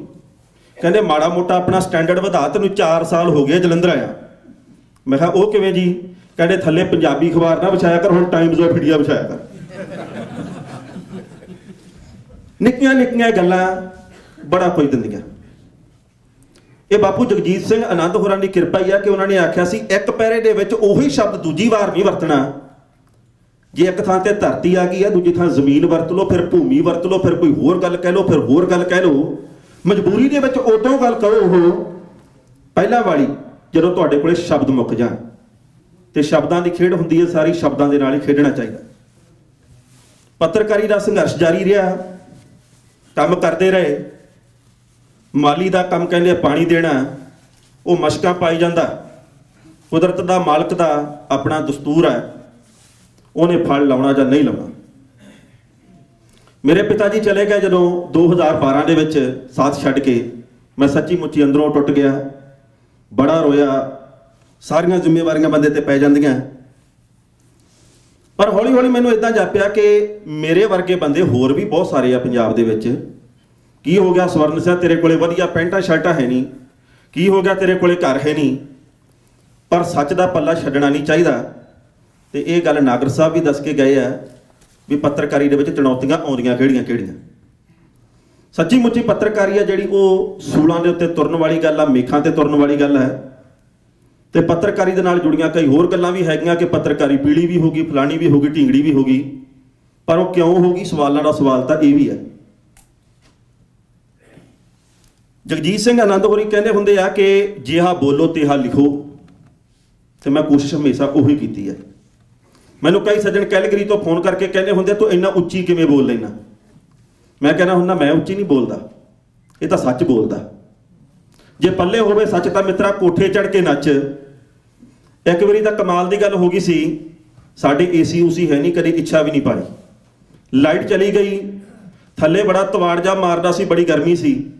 ਮੈਂ ਛੱਤ ਤੇ ਚੜ ਗਿਆ, ਉਧਰੋਂ ਨਾਗਰ ਸਾਹਿਬ ਦਾ ਫੋਨ ਆ ਗਿਆ। ਤੇ ਮੈਂ ਕਿਹਾ ਜੇ ਥੱਲੇ ਜਾਊਂਗਾ ਗਰਮੀ ਬਹੁਤ ਲੱਗੂਗੀ, ਨੀਕਰ ਬਣਾਉਣ ਦੇ ਵਿੱਚ ਸਵਰਨ ਸਿੰਘ ਤੋਂ ਹੈਗਾ, ਹੁਣ ਹਨੇਰਾ ਹੈਗਾ ਕਿਹੜਾ ਮੈਨੂੰ ਦੇਖਦਾ ਕੋਈ। ਮੈਂ ਉੱਥੇ ਲੱਗ ਪਿਆ, ਮੈਂ ਕਿਹਾ ਲਓ ਜੀ ਬਾਦਲ ਸਾਹਿਬ ਨੇ ਮਾਂਜਤਾ ਪੰਜਾਬ ਨੂੰ। ਲਓ ਜੀ ਚਿੱਟੀਆਂ ਤੇ ਨੀਲੀਆਂ ਪੱਗਾਂ ਵਾਲਿਆਂ ਨੇ ਐਂ ਕਰਤਾ, ਫਲਾਂ ਕਰਤਾ, ਢੀਂਗ ਕਰਤਾ। ਸਾਡੇ ਮਹੱਲੇ ਵਾਲੇ ਸਾਰੇ ਲੋਕ ਇਕੱਠੇ ਹੋ ਗਏ ਵੀ ਟਹਿਣਾ ਸਾਨੂੰ ਇਦਾਂ ਜਾਪਦਾ ਵੀ ਭਾਰਤ ਦੀਆਂ ਖਬਰਾਂ ਬਾਹਰ ਸੂਇਆ ਏਜੰਸੀ ਦੇ ਥਰੂ ਭੇਜਦਾ। ਸਵੇਰੇ ਮੈਂ ਸਾਰਿਆਂ ਨੂੰ ਸਫਾਈ ਦਿੱਤੀ, ਮੈਂ ਕਿਹਾ ਇਦਾਂ ਦੀ ਕੋਈ ਗੱਲ ਨਹੀਂ ਗੀ, ਇਹ ਮੇਰਾ ਕੰਮ ਆ। ਜਿਵੇਂ ਤੁਸੀਂ ਮਾਸਟਰ ਹੋ, ਡਾਕਟਰ ਹੋ, ਪੁਲਿਸੀਏ ਹੋ, ਇਹ ਮੇਰਾ ਕੰਮ ਆ। ਪਰ ਉਹਨਾਂ ਨੂੰ ਕੌਣ ਸਮਝਾਵੇ ਵੀ ਫੋਨ ਦੇ ਉੱਤੇ ਵੀ ਖਬਰਾਂ ਹੁੰਦੀਆਂ। ਉਹਨੇ ਖਬਰਾਂ ਤਾਂ ਟੀਵੀ ਤੇ ਹੁੰਦੀਆਂ ਜਾਂ ਰੇਡੀਓ ਤੇ ਜਾ ਕੇ ਹੁੰਦੀਆਂ, ਫੋਨ ਤੇ ਤਾਂ ਕਾਕਾ ਤੂੰ ਮੂਰਖ ਬਣਾਉਣਾ ਸਾਨੂੰ। ਮੈਂ ਕਿਹਾ ਨਹੀਂ, ਇਦਾਂ ਦੀ ਨਹੀਂ ਗੱਲ। ਖੈਰ, ਬਚਪਨ ਬਾਰੇ ਗੱਲ ਹੋ ਗਈ, ਪੱਤਰਕਾਰੀ ਦੀ ਗੱਲ ਮੁੱਢਲੀ ਕਰ ਲਈ ਹੈ। ਪੰਜਾਬ ਨੂੰ ਜਿਹੜੀਆਂ ਚੁਣੌਤੀਆਂ ਦਾ ਸਾਹਮਣਾ ਕਰਨਾ ਪੈ ਰਿਹਾ ਉਹਦੇ ਬਾਰੇ ਤੁਸੀਂ ਸਾਰੇ ਵਾਕਿਫ ਹੋ। ਪੰਜਾਬ ਦੇ ਵਿੱਚੋਂ ਤਾਂ ਸੱਤ ਸੱਭਿਆਚਾਰ ਵੀ ਮੁੱਕ ਗਿਆ। ਅੱਜ ਆਪਾਂ ਇੱਥੇ ਬੈਠੇ, ਮੈਨੂੰ ਸੱਚੀ ਮੁੱਚੀ ਬੜਾ ਚੰਗਾ ਲੱਗਾ ਕਿ ਬਜ਼ੁਰਗਾਂ ਦੀ ਸੱਥ ਹੈ। ਇਹ ਸੱਥਾਂ ਦੀ ਲੋੜ ਹੈ। ਸੱਥਾਂ ਸਾਡੇ ਸਮਾਜ ਦਾ ਧੁਰਾ ਬਣ ਕੇ ਵਿਚਰੀਆਂ। ਪੰਜਾਬ ਦੇ ਹਾਲਾਤ ਬਾਰੇ ਮੈਨੂੰ ਬੜੇ ਲੋਕ ਪੁੱਛਦੇ ਨੇ ਕਿ ਉੱਥੇ ਕਿਹੋ ਜਿਹੇ ਹਾਲਾਤ ਬਣੇ ਆ। ਮੈਂ ਇੱਕੋ ਗੱਲ ਕਹਿਣਾ ਹੁੰਦਾ ਕਿ ਫਲਾਣੇ ਸ਼ਾਇਰ ਨੇ ਲਿਖਿਆ, ਜਦੋਂ ਨਬਜ਼ ਰੁਕੇ ਕਿਸੇ ਪੱਤੇ ਦੀ ਤੇ ਜਦੋਂ ਬਣੇ ਕਲੋਨੀ ਖੱਤੇ ਦੀ, ਜਦੋਂ ਟੀਕਿਆਂ ਨਾਲ ਸ਼ੁਰੂ ਸਵੇਰ ਹੁੰਦੀ ਤੇ ਜਦੋਂ ਚੜੀ ਜਵਾਨੀ ਢੇਰ ਹੁੰਦੀ, ਜਦੋਂ ਕਲਮ ਵਿਕੇ ਪਟਵਾਰੀ ਦੀ ਕਹੇ ਤਕਸੀਮ ਕਰਾ ਲਓ ਸਾਰੀ ਦੀ, ਜਦੋਂ ਵੱਡਾ ਪੋਤਾ ਦਾਦੇ ਨੂੰ ਵਸੀਅਤ ਦੀ ਯਾਦ ਦਿਵਾਉਂਦਾ ਏ, ਮੈਨੂੰ ਤਰਸ ਪੰਜਾਬ ਤੇ ਆਉਂਦਾ ਏ, ਸੱਚੀ ਤਰਸ ਪੰਜਾਬ ਤੇ ਆਉਂਦਾ ਏ। ਪੰਜਾਬ ਤਾਂ ਸੱਚੀ ਮੁੱਚੀ ਮਾਂਜਿਆ ਗਿਆ। ਪੰਜਾਂ ਦਰਿਆਵਾਂ ਦੀ ਧਰਤੀ ਸਾਡਾ ਪੰਜਾਬ, ਤੇ ਜਵਾਨੀ ਨੂੰ ਅਸੀਂ ਕਹਿੰਦੇ ਸਾਡਾ ਸਰਮਾਇਆ, ਤੇ ਉਸ ਜਵਾਨੀ ਦਾ ਇੱਕ ਪਾਤਰ ਮੈਂ ਵੀ ਹਾਂ, ਤੇ ਮੇਰੇ ਵਰਗੇ ਪਾਤਰ ਉੱਥੇ ਲੱਖਾਂ ਹੈਗੇ ਆ। ਸਾਡੇ ਨਾਲ ਵਾਅਦਾ ਕਰਦੀਆਂ ਸਮੇਂ ਦੀਆਂ ਸਰਕਾਰਾਂ ਵੀ ਤੁਹਾਨੂੰ 1000 ਰੁਪਇਆ ਮਹੀਨਾ ਦੇਵਾਂਗੇ ਅਸੀਂ, ਬੇਰੁਜ਼ਗਾਰੀ ਭੱਤਾ। ਹੁਣ ਤੁਸੀਂ ਇਹ ਦੇਖੋ ਵੀ ਇੰਨੇ ਕੁ ਪੈਸੇ ਨਾਲ ਗੰਜੀ ਨਹਾਊਗੀ ਕੀ ਤੇ ਨਿਛੋੜੂਗੀ ਕੀ। 1000 ਰੁਪਇਆ ਵੀ ਕਿੱਥੇ ਮਿਲਦਾ ਹੈ। ਇੱਥੇ ਬਜ਼ੁਰਗਾਂ ਨੂੰ ਫਿਰ ਵੀ ਸਹੂਲਤਾਂ ਹੈਗੀਆਂ, ਰੋਟੀ ਟੁੱਕ ਜੋਗੇ ਪੈਸੇ ਮਿਲੀ ਜਾਂਦੇ ਆ। ਪੰਜਾਬ ਦੇ ਵਿੱਚ 250 ਰੁਪਏ ਬਜ਼ੁਰਗਾਂ ਨੂੰ ਪੈਨਸ਼ਨ ਮਿਲਦੀ ਹੈ, ਤੇ ਕਈ ਵਾਰ 1000 ਰੁਪਏ ਦੀ ਵਿਚਾਰੇ ਜੁੱਤੀ ਘਸਾ ਲੈਂਦੇ ਆ। ਉੱਥੇ ਪੁੱਛਦਾ ਕੋਈ ਨਹੀਂ ਗਾ। ਜਿਹੜੀਆਂ ਸਰਕਾਰਾਂ ਦੇ ਮੰਤਰੀ ਆਪ 80 ਸਾਲ ਤੋਂ ਉੱਪਰ ਹੋਣ, ਜਿਹੜੀਆਂ ਸਰਕਾਰਾਂ ਦੇ ਮੰਤਰੀ ਆਪ ਲੱਖ ਰੁਪਇਆ ਤਨਖਾਹ ਲੈਂਦੇ ਹੋਣ, ਉੱਥੇ ਬਾਕੀ ਬਜ਼ੁਰਗਾਂ ਦੀ ਇਹੋ ਜਿਹੀ ਹਾਲਤ ਹੋਵੇ, ਮੇਰਾ ਤਾਂ ਸੱਚੀ ਗੱਜ ਭਰ ਆਉਂਦਾ। ਤੇ ਗੱਜ ਭਰਨਾ ਕੁਦਰਤੀ ਵੀ ਹੈ, ਕਿਉਂਕਿ ਸੱਚੀ ਮੁੱਚੀ ਪੰਜਾਬ ਦੇ ਹਾਲਾਤ ਬਹੁਤੇ ਵਧੀਆ ਨਹੀਂ ਹੈ। ਨਿੱਕੇ ਹੁੰਦੇ ਅਸੀਂ ਨੀਕਰ ਪਾ ਕੇ ਜਦੋਂ ਕਾਲੀ ਜੀ ਘਟਾ ਛਾਈ ਹੁੰਦੀ ਸੀ ਤੇ ਫਿਰ ਦੜੰਗੇ ਲਾਉਂਦੇ ਫਿਰਨਾ ਗਲੀ ਦੇ ਵਿੱਚ, ਤੇ ਕਹਿਣਾ ਹੈ ਕਿ ਕਾਲੀਆਂ ਇੱਟਾਂ ਕਾਲੇ ਰੋਡ ਮੀਂਹ ਵਰਸਾ ਦੇ ਜ਼ੋਰੋ ਜ਼ੋਰ। ਪਰ ਜਦੋਂ ਮੈਂ ਪੱਤਰਕਾਰੀ ਦੇ ਵਿੱਚ ਆਇਆ ਤਾਂ ਮੈਨੂੰ ਇਹ ਜਾਪਦਾ ਵੀ ਬੱਚਿਆਂ ਵਾਲਾ ਇਹ ਗੀਤ ਵੱਡਿਆਂ ਲਈ ਹੋਰ ਰੂਪ 'ਚ ਹੋ ਗਿਆ। ਚਿੱਟੇ ਬਗਲੇ ਨੀਲੇ ਮੋਰ ਸਹੁੰ ਲੱਗੇ ਰੱਬ ਦੀ ਦੋਵੇਂ ਹੀ ਚੋ, ਹੁਣ ਮੈਨੂੰ ਇਉਂ ਲੱਗਦਾ ਹੈ ਜੇ ਪੰਜਾਬ ਦੇ ਵਿੱਚ ਸੱਚੀ ਮੁੱਚੀ ਖੁਸ਼ਹਾਲੀ ਹੋਵੇ ਤਾਂ ਫਿਰ ਉੱਥੇ 35 40 ਲੱਖ ਰੁਪਇਆ ਲਾ ਕੇ ਇਧਰ ਆਉਣ ਦੀ ਲੋੜ ਨਾ ਪਵੇ। ਮਾਫ ਕਰਨਾ, ਗੱਲ ਧਰਮ ਦੀ ਕਰਨ ਲੱਗਾ। ਧਰਮ ਦੇ ਨਾਂ ਦੇ ਉੱਤੇ ਅਸੀਂ ਬਹੁਤ ਛੇਤੀ ਅਗਰੈਸਿਵ ਹੋ ਜਾਂਦੇ ਹਾਂ, ਪਰ ਤਰਕ ਦੇ ਨਾਲ ਜ਼ਿੰਦਗੀ ਜਿਉਣੀ ਚਾਹੀਦੀ ਹੈ। 33 ਕਰੋੜ ਦੇਵੀ ਦੇਵਤੇ ਇੱਕ ਧਰਮ ਦੇ ਹੈਗੇ ਆ, ਬਾਕੀ ਧਰਮਾਂ ਦੇ ਸਾਰਿਆਂ ਦੇ ਮਿਲਾ ਲਈਏ ਜਿਹਨਾਂ ਦਾ ਮੈਨੂੰ ਵੀ ਨਹੀਂ ਪਤਾ ਹੋਣਾ, 17 ਕਰੋੜ ਉਹ ਲਾ ਲਓ। 50 ਕਰੋੜ ਦੇਵੀ ਦੇਵਤਾ ਹੋ ਗਿਆ ਸਾਡਾ। 1 ਅਰਬ 26 ਕਰੋੜ ਭਾਰਤ ਦੀ ਆਬਾਦੀ ਹੈ, ਤੇ ਜੇ ਇੱਕ ਦੇਵੀ ਦੇਵਤਾ 3 ਬੰਦੇ ਨਹੀਂ ਸੰਭਾਲ ਸਕਦਾ, ਮਤਲਬ ਦੇਵੀ ਦੇਵਤੇ ਵੀ ਸਾਡੀਆਂ ਸਰਕਾਰਾਂ ਵਰਗੇ ਹੀ ਹੈ। ਬਾਬੂ ਰਜਬਾਲੀ ਜੀ ਦੀ ਗੱਲ ਚੱਲੀ ਹੈ, ਮੈਂ ਬਹੁਤ ਸਤਿਕਾਰ ਕਰਦਾ, ਮੇਰੇ ਵਰਗੇ ਲੱਖਾਂ ਹੋਰ ਵੀ ਹੈ। ਬਾਬਾ ਨਜ਼ਮੀ ਜੀ ਦੀ ਮੈਨੂੰ ਰਚਨਾ ਚੇਤੇ ਆ ਜਾਂਦੀ ਹੈ ਕਿ ਚਿਹਰੇ ਉੱਤੇ ਧੂੜਾਂ ਜੰਮੀਆਂ ਸ਼ੀਸ਼ੇ ਝਾੜੀ ਜਾਂਦੇ ਨੇ, ਜਿਲਦਾਂ ਸਾਂਭ ਰਹੇ ਨੇ ਝੱਲੇ ਵਰਕੇ ਪਾੜੀ ਜਾਂਦੇ ਨੇ, ਉਹਨਾਂ ਦਾ ਵੀ ਤੂੰ ਹੀ ਰੱਬ ਹੈ, ਇਹਦਾ ਅੱਜ ਜਵਾਬ ਤਾਂ ਦੇ। ਈਦਾਂ ਵਾਲੇ ਦਿਨ ਵੀ ਜਿਹੜੇ ਕਰਨ ਦਿਹਾੜੀ ਜਾਂਦੇ ਨੇ, ਚੱਲ ਓਏ ਬਾਬਾ ਨਜ਼ਮੀ ਆਪਣੇ ਪਿੰਡਾਂ ਵੱਲ ਨੂੰ ਮੂੰਹ ਕਰ ਲਈਏ, ਸ਼ਹਿਰਾਂ ਦੇ ਵਸਨੀਕ ਤਾਂ ਆਪਣੇ ਸ਼ਹਿਰ ਉਜਾੜੀ ਜਾਂਦੇ ਨੇ। ਕਿਆ ਖੂਬ ਲਿਖਿਆ ਉਹਨਾਂ ਨੇ। ਤੇ ਪੰਜਾਬ ਦੇ ਪਿੰਡਾਂ ਦੀ ਜਦੋਂ ਅਸੀਂ ਗੱਲ ਕਰਦੇ ਹਾਂ, ਕਹਿੰਦੇ ਵਾਰ-ਵਾਰ ਭਾਵੇਂ ਇਹੀ ਹੈ ਵੀ ਮੇਰੇ ਪਿੰਡ ਵਿੱਚ ਵਸਦਾ ਰੱਬ ਹੋਏ ਆ ਕੇ ਅੱਖੀਂ ਵੇਖ ਲੈ। ਅੱਜ ਰੱਬ ਦੇ ਨਾਂ ਤੇ ਪੰਜਾਬ ਦੇ ਪਿੰਡਾਂ 'ਚ 4 ਗੁਰਧਾਮ ਬਣੇ ਆ। ਬਾਕੀ ਧਰਮਾਂ ਦੇ ਦੇਵੀ ਦੇਵਤਿਆਂ ਦੇ ਮੰਦਿਰ, ਮੜੀਆਂ, ਮਸਜਿਦਾਂ ਹੋਰ ਆ। ਰੱਬ ਦੇ ਉੱਤੇ ਮੈਂ ਕੋਈ ਕਿੰਤੂ ਨਹੀਂ ਕਰਦਾ, ਪਰ ਗੱਲ ਇਹ ਹੈ ਵੀ ਅਸੀਂ ਗੁਰਧਾਮਾਂ ਨੂੰ, ਧਾਰਮਿਕ ਥਾਵਾਂ ਨੂੰ ਸੰਗਮਰਮਰੀ ਕਰੀ ਜਾਂਦੇ ਆ, ਪਰ ਅਸੀਂ ਲੋੜਵੰਦਾਂ ਦੀ ਮਦਦ ਕਰਨ ਵੇਲੇ ਪਤਾ ਹੀ ਨਹੀਂ ਕਿਉਂ ਪਿਛਾਂ ਕਰ ਲੈਂਦੇ ਹੱਥ। ਮੈਨੂੰ ਇਸ ਗੱਲ ਦੇ ਉੱਤੇ ਬੜਾ ਦੁੱਖ ਹੁੰਦਾ ਹੈ ਵੀ ਅਸੀਂ ਆਪਣੇ ਵੱਡੇ ਵਡੇਰੇ ਨੂੰ ਯਾਦ ਕਰਨ ਦੇ ਲਈ ਗੁਰਦੁਆਰੇ ਦੇ ਵਿੱਚ ਜਾਂ ਹੋਰ ਧਾਰਮਿਕ ਥਾਂ ਦੇ ਉੱਤੇ ਇੱਕ ਪੱਖਾ ਚੜਾ ਦਿੰਦੇ ਆ, ਸਾਰੇ ਖਾਨਦਾਨ ਦਾ ਉੱਤੇ ਨਾਂ ਲਿਖ ਦਿੰਦੇ ਆ, ਤੇ ਮੈਨੂੰ ਇਹ ਜਾਪਦਾ ਜਦੋਂ ਪੱਖਾ 5 ਦੀ ਸਪੀਡ ਤੇ ਘੁੰਮਦਾ ਤੇ ਸਾਰਾ ਖਾਨਦਾਨ ਨਾਲ ਹੀ ਘੁੰਮੀ ਜਾਂਦਾ। ਕਮਾਲ ਦੀ ਗੱਲ ਦੇਖੋ, ਧਾਰਮਿਕ ਥਾਵਾਂ ਦੇ ਉੱਤੇ ਦੁੱਧ ਚੜਦਾ ਤੇ ਭਾਰਤ ਦੇ ਕਰੋੜਾਂ ਬੱਚੇ ਕੁਪੋਸ਼ਣ ਦੇ ਸ਼ਿਕਾਰ ਹੈ। ਪੀਰ ਦੀ ਮਜ਼ਾਰ ਤੇ ਚਾਦਰ ਚੜਦੀ ਹੈ, ਪਰ ਬਾਹਰ ਇੱਕ ਫਕੀਰ ਬੈਠਾ ਹੁੰਦਾ ਜਿਹੜਾ ਉਹ ਠੰਡ ਦੇ ਨਾਲ ਠੁਰ-ਠੁਰ ਕਰਦਾ ਮਰ ਜਾਂਦਾ। ਜਗ ਜਨਨੀ ਦੇ ਸਤਿਕਾਰ ਦੀ ਗੱਲ ਅਸੀਂ ਸਾਰੇ ਕਰਦੇ ਹਾਂ, ਪਰ ਇੱਥੇ ਕਮਾਲ ਹੋਈ ਪਈ ਹੈ। ਅਖਬਾਰ ਦਾ ਕੋਈ ਵੀ ਸਫਾ ਪੜ੍ਹ ਲਓ, 15 ਸਾਲ ਦੀ ਕੁੜੀ ਨਾਲ, 30 ਸਾਲ ਦੀ ਕੁੜੀ ਨਾਲ, 50 ਸਾਲ ਦੀ ਬੀਬੀ ਦੇ ਨਾਲ ਜਬਰ ਜਨਾਹ ਹੋਇਆ, ਤੇ ਇਹਨਾਂ ਖਬਰਾਂ ਤੋਂ ਬਾਅਦ ਗੱਲਾਂ ਇਹ ਆਉਂਦੀਆਂ ਵੀ ਅਸੀਂ ਕੁਝ ਕਰਾਂਗੇ। ਉਹ ਕਦੋਂ ਕਰਾਂਗੇ ਸਮਝ ਨਹੀਂ ਆਉਂਦੀ। ਮੈਨੂੰ ਕਈ ਸੱਜਣ ਫੋਨ ਕਰਕੇ ਕੈਲਗਰੀ ਦੇ ਵਿੱਚੋਂ ਤੇ ਵੈਨਕੂਵਰ ਚੋਂ ਪੁੱਛਦੇ ਹੁੰਦੇ, ਜਿਹੜੇ ਰੈੱਡ ਐਫਐਮ ਦੇ ਸਰੋਤੇ ਆ, ਬਈ ਇਹ ਦੱਸ ਕਿ ਇੱਕ ਵਾਰੀ ਇੱਕ ਖਬਰ ਆਉਂਦੀ ਆ, ਬਾਅਦ ਦੇ ਵਿੱਚ ਉਸ ਖਬਰ ਤੇ ਮਿੱਟੀ ਕਿਹੜੀ ਗੱਲੋਂ ਪੈ ਜਾਂਦੀ ਹੈ, ਫਿਰ ਅਸੀਂ ਭੁੱਲ ਕਿਉਂ ਜਾਂਦੇ ਆ। ਮੈਂ ਸ਼ਬਦ ਥੋੜਾ ਜਿਹਾ ਸੈਂਸਰ ਕਰਕੇ ਇੱਕ ਉਦਾਹਰਨ ਦਿੰਦਾ ਹੁੰਨਾ। ਇੱਕ ਸੈਕਿੰਡ ਗੁਸਤਾਖੀ ਜੀ ਜੀ ਜੀ ਸੌਰੀ ਜੀ, ਤੁਹਾਨੂੰ ਡਿਸਟਰਬ ਕੀਤਾ, ਲੜੀ ਤੁਹਾਡੀ ਤੋੜੀ ਹੈ। ਪਰ ਹਰਬੰਸ ਬੁੱਟਰ ਨੂੰ ਇੱਥੋਂ ਇਸ਼ਾਰੇ ਨਾਲ ਬੁਲਵਾਇਆ ਸੀ ਸਾਡੇ ਕੁਝ ਕੁ ਵੀਰਾਂ ਨੇ, ਜਿਨ੍ਹਾਂ ਵਿੱਚ ਮੇਜਰ ਬਰਾੜ ਭਲੂਰ, ਗੁਰਪ੍ਰੀਤ ਢੀਮਾ ਵਾਲੀ, ਗੁਰਮੀਤ ਮੰਡ ਵਾਲਾ, ਗੁਰਲਾਲ ਮਾਣੂਕੇ, ਕਰਮਪਾਲ ਬੈਸਟ ਬਾਈ ਫਰਨੀਚਰ ਵਾਲੇ। ਇਹਨਾਂ ਨੇ ਜੀ 5 ਵੀਰਾਂ ਨੇ ਟੈਣਾ ਸਾਹਿਬ ਦੇ ਸਨਮਾਨ ਵਿੱਚ ਇਹਨਾਂ ਨੂੰ ਡਾਲਰ 3100 ਆ ਜਿਹੜਾ ਉਹ ਦਿੱਤਾ ਹੈ ਜੀ। ਸੋ ਇਹਨਾਂ ਲਈ ਤਾੜੀਆਂ, ਟੈਣਾ ਸਾਹਿਬ ਨੂੰ ਡਾਲਰ 3100 ਨਾਲ। ਥੈਂਕ ਯੂ ਜੀ। ਗਾਉਣ ਵਾਲਿਆਂ ਦਾ ਸਨਮਾਨ ਹੁੰਦਾ ਤਾਂ ਮੈਂ ਵੇਖਿਆ, ਜਿਹੜੇ ਸਾਜੀਆਂ ਦੇ ਪੈਸੇ ਵੀ ਮੁੱਕਰ ਜਾਂਦੇ ਆ, ਪਰ ਇਹ ਪਹਿਲੀ ਵਾਰ ਦੇਖਿਆ ਵੀ ਇੱਕ ਪੱਤਰਕਾਰ ਦਾ ਵੀ ਹੋ ਰਿਹਾ। ਪੰਜਾਬ ਦੀ ਗੱਲ ਕਰਨ ਲੱਗੇ ਸੀ, ਖਬਰਾਂ ਦੀ ਗੱਲ ਮੈਂ ਕਰੀ ਜਾਂਦਾ ਸੀ। ਪਹਿਲਾਂ ਤਾਂ ਮੈਂ ਸਾਰੇ ਸੱਜਣਾਂ ਦਾ ਧੰਨਵਾਦੀ ਹਾਂ। ਕੋਈ ਕਿਸੇ ਲਈ ਜੇਬ ਚੋਂ ਪੰਜੀ ਨਹੀਂ ਕੱਢਦਾ, ਤੁਸੀਂ ਕੱਢੇ। ਮੈਨੂੰ ਕਹਿੰਦੇ ਹੁੰਦੇ ਆ ਖਬਰ ਦੇ ਉੱਤੇ ਦੂਜੀ ਖਬਰ ਭਾਰੀ ਕਿਉਂ ਪੈ ਜਾਂਦੀ ਹੈ। ਔਰਤ ਦੇ ਸਨਮਾਨ ਦਾ ਮੈਂ ਬੜਾ ਖਿਆਲ ਰੱਖਦਾ, ਗੱਲ ਥੋੜੀ ਜਿਹੀ ਸੈਂਸਰ ਕਰਕੇ ਫਿਲਟਰ ਕਰਕੇ ਕਰੂੰਗਾ।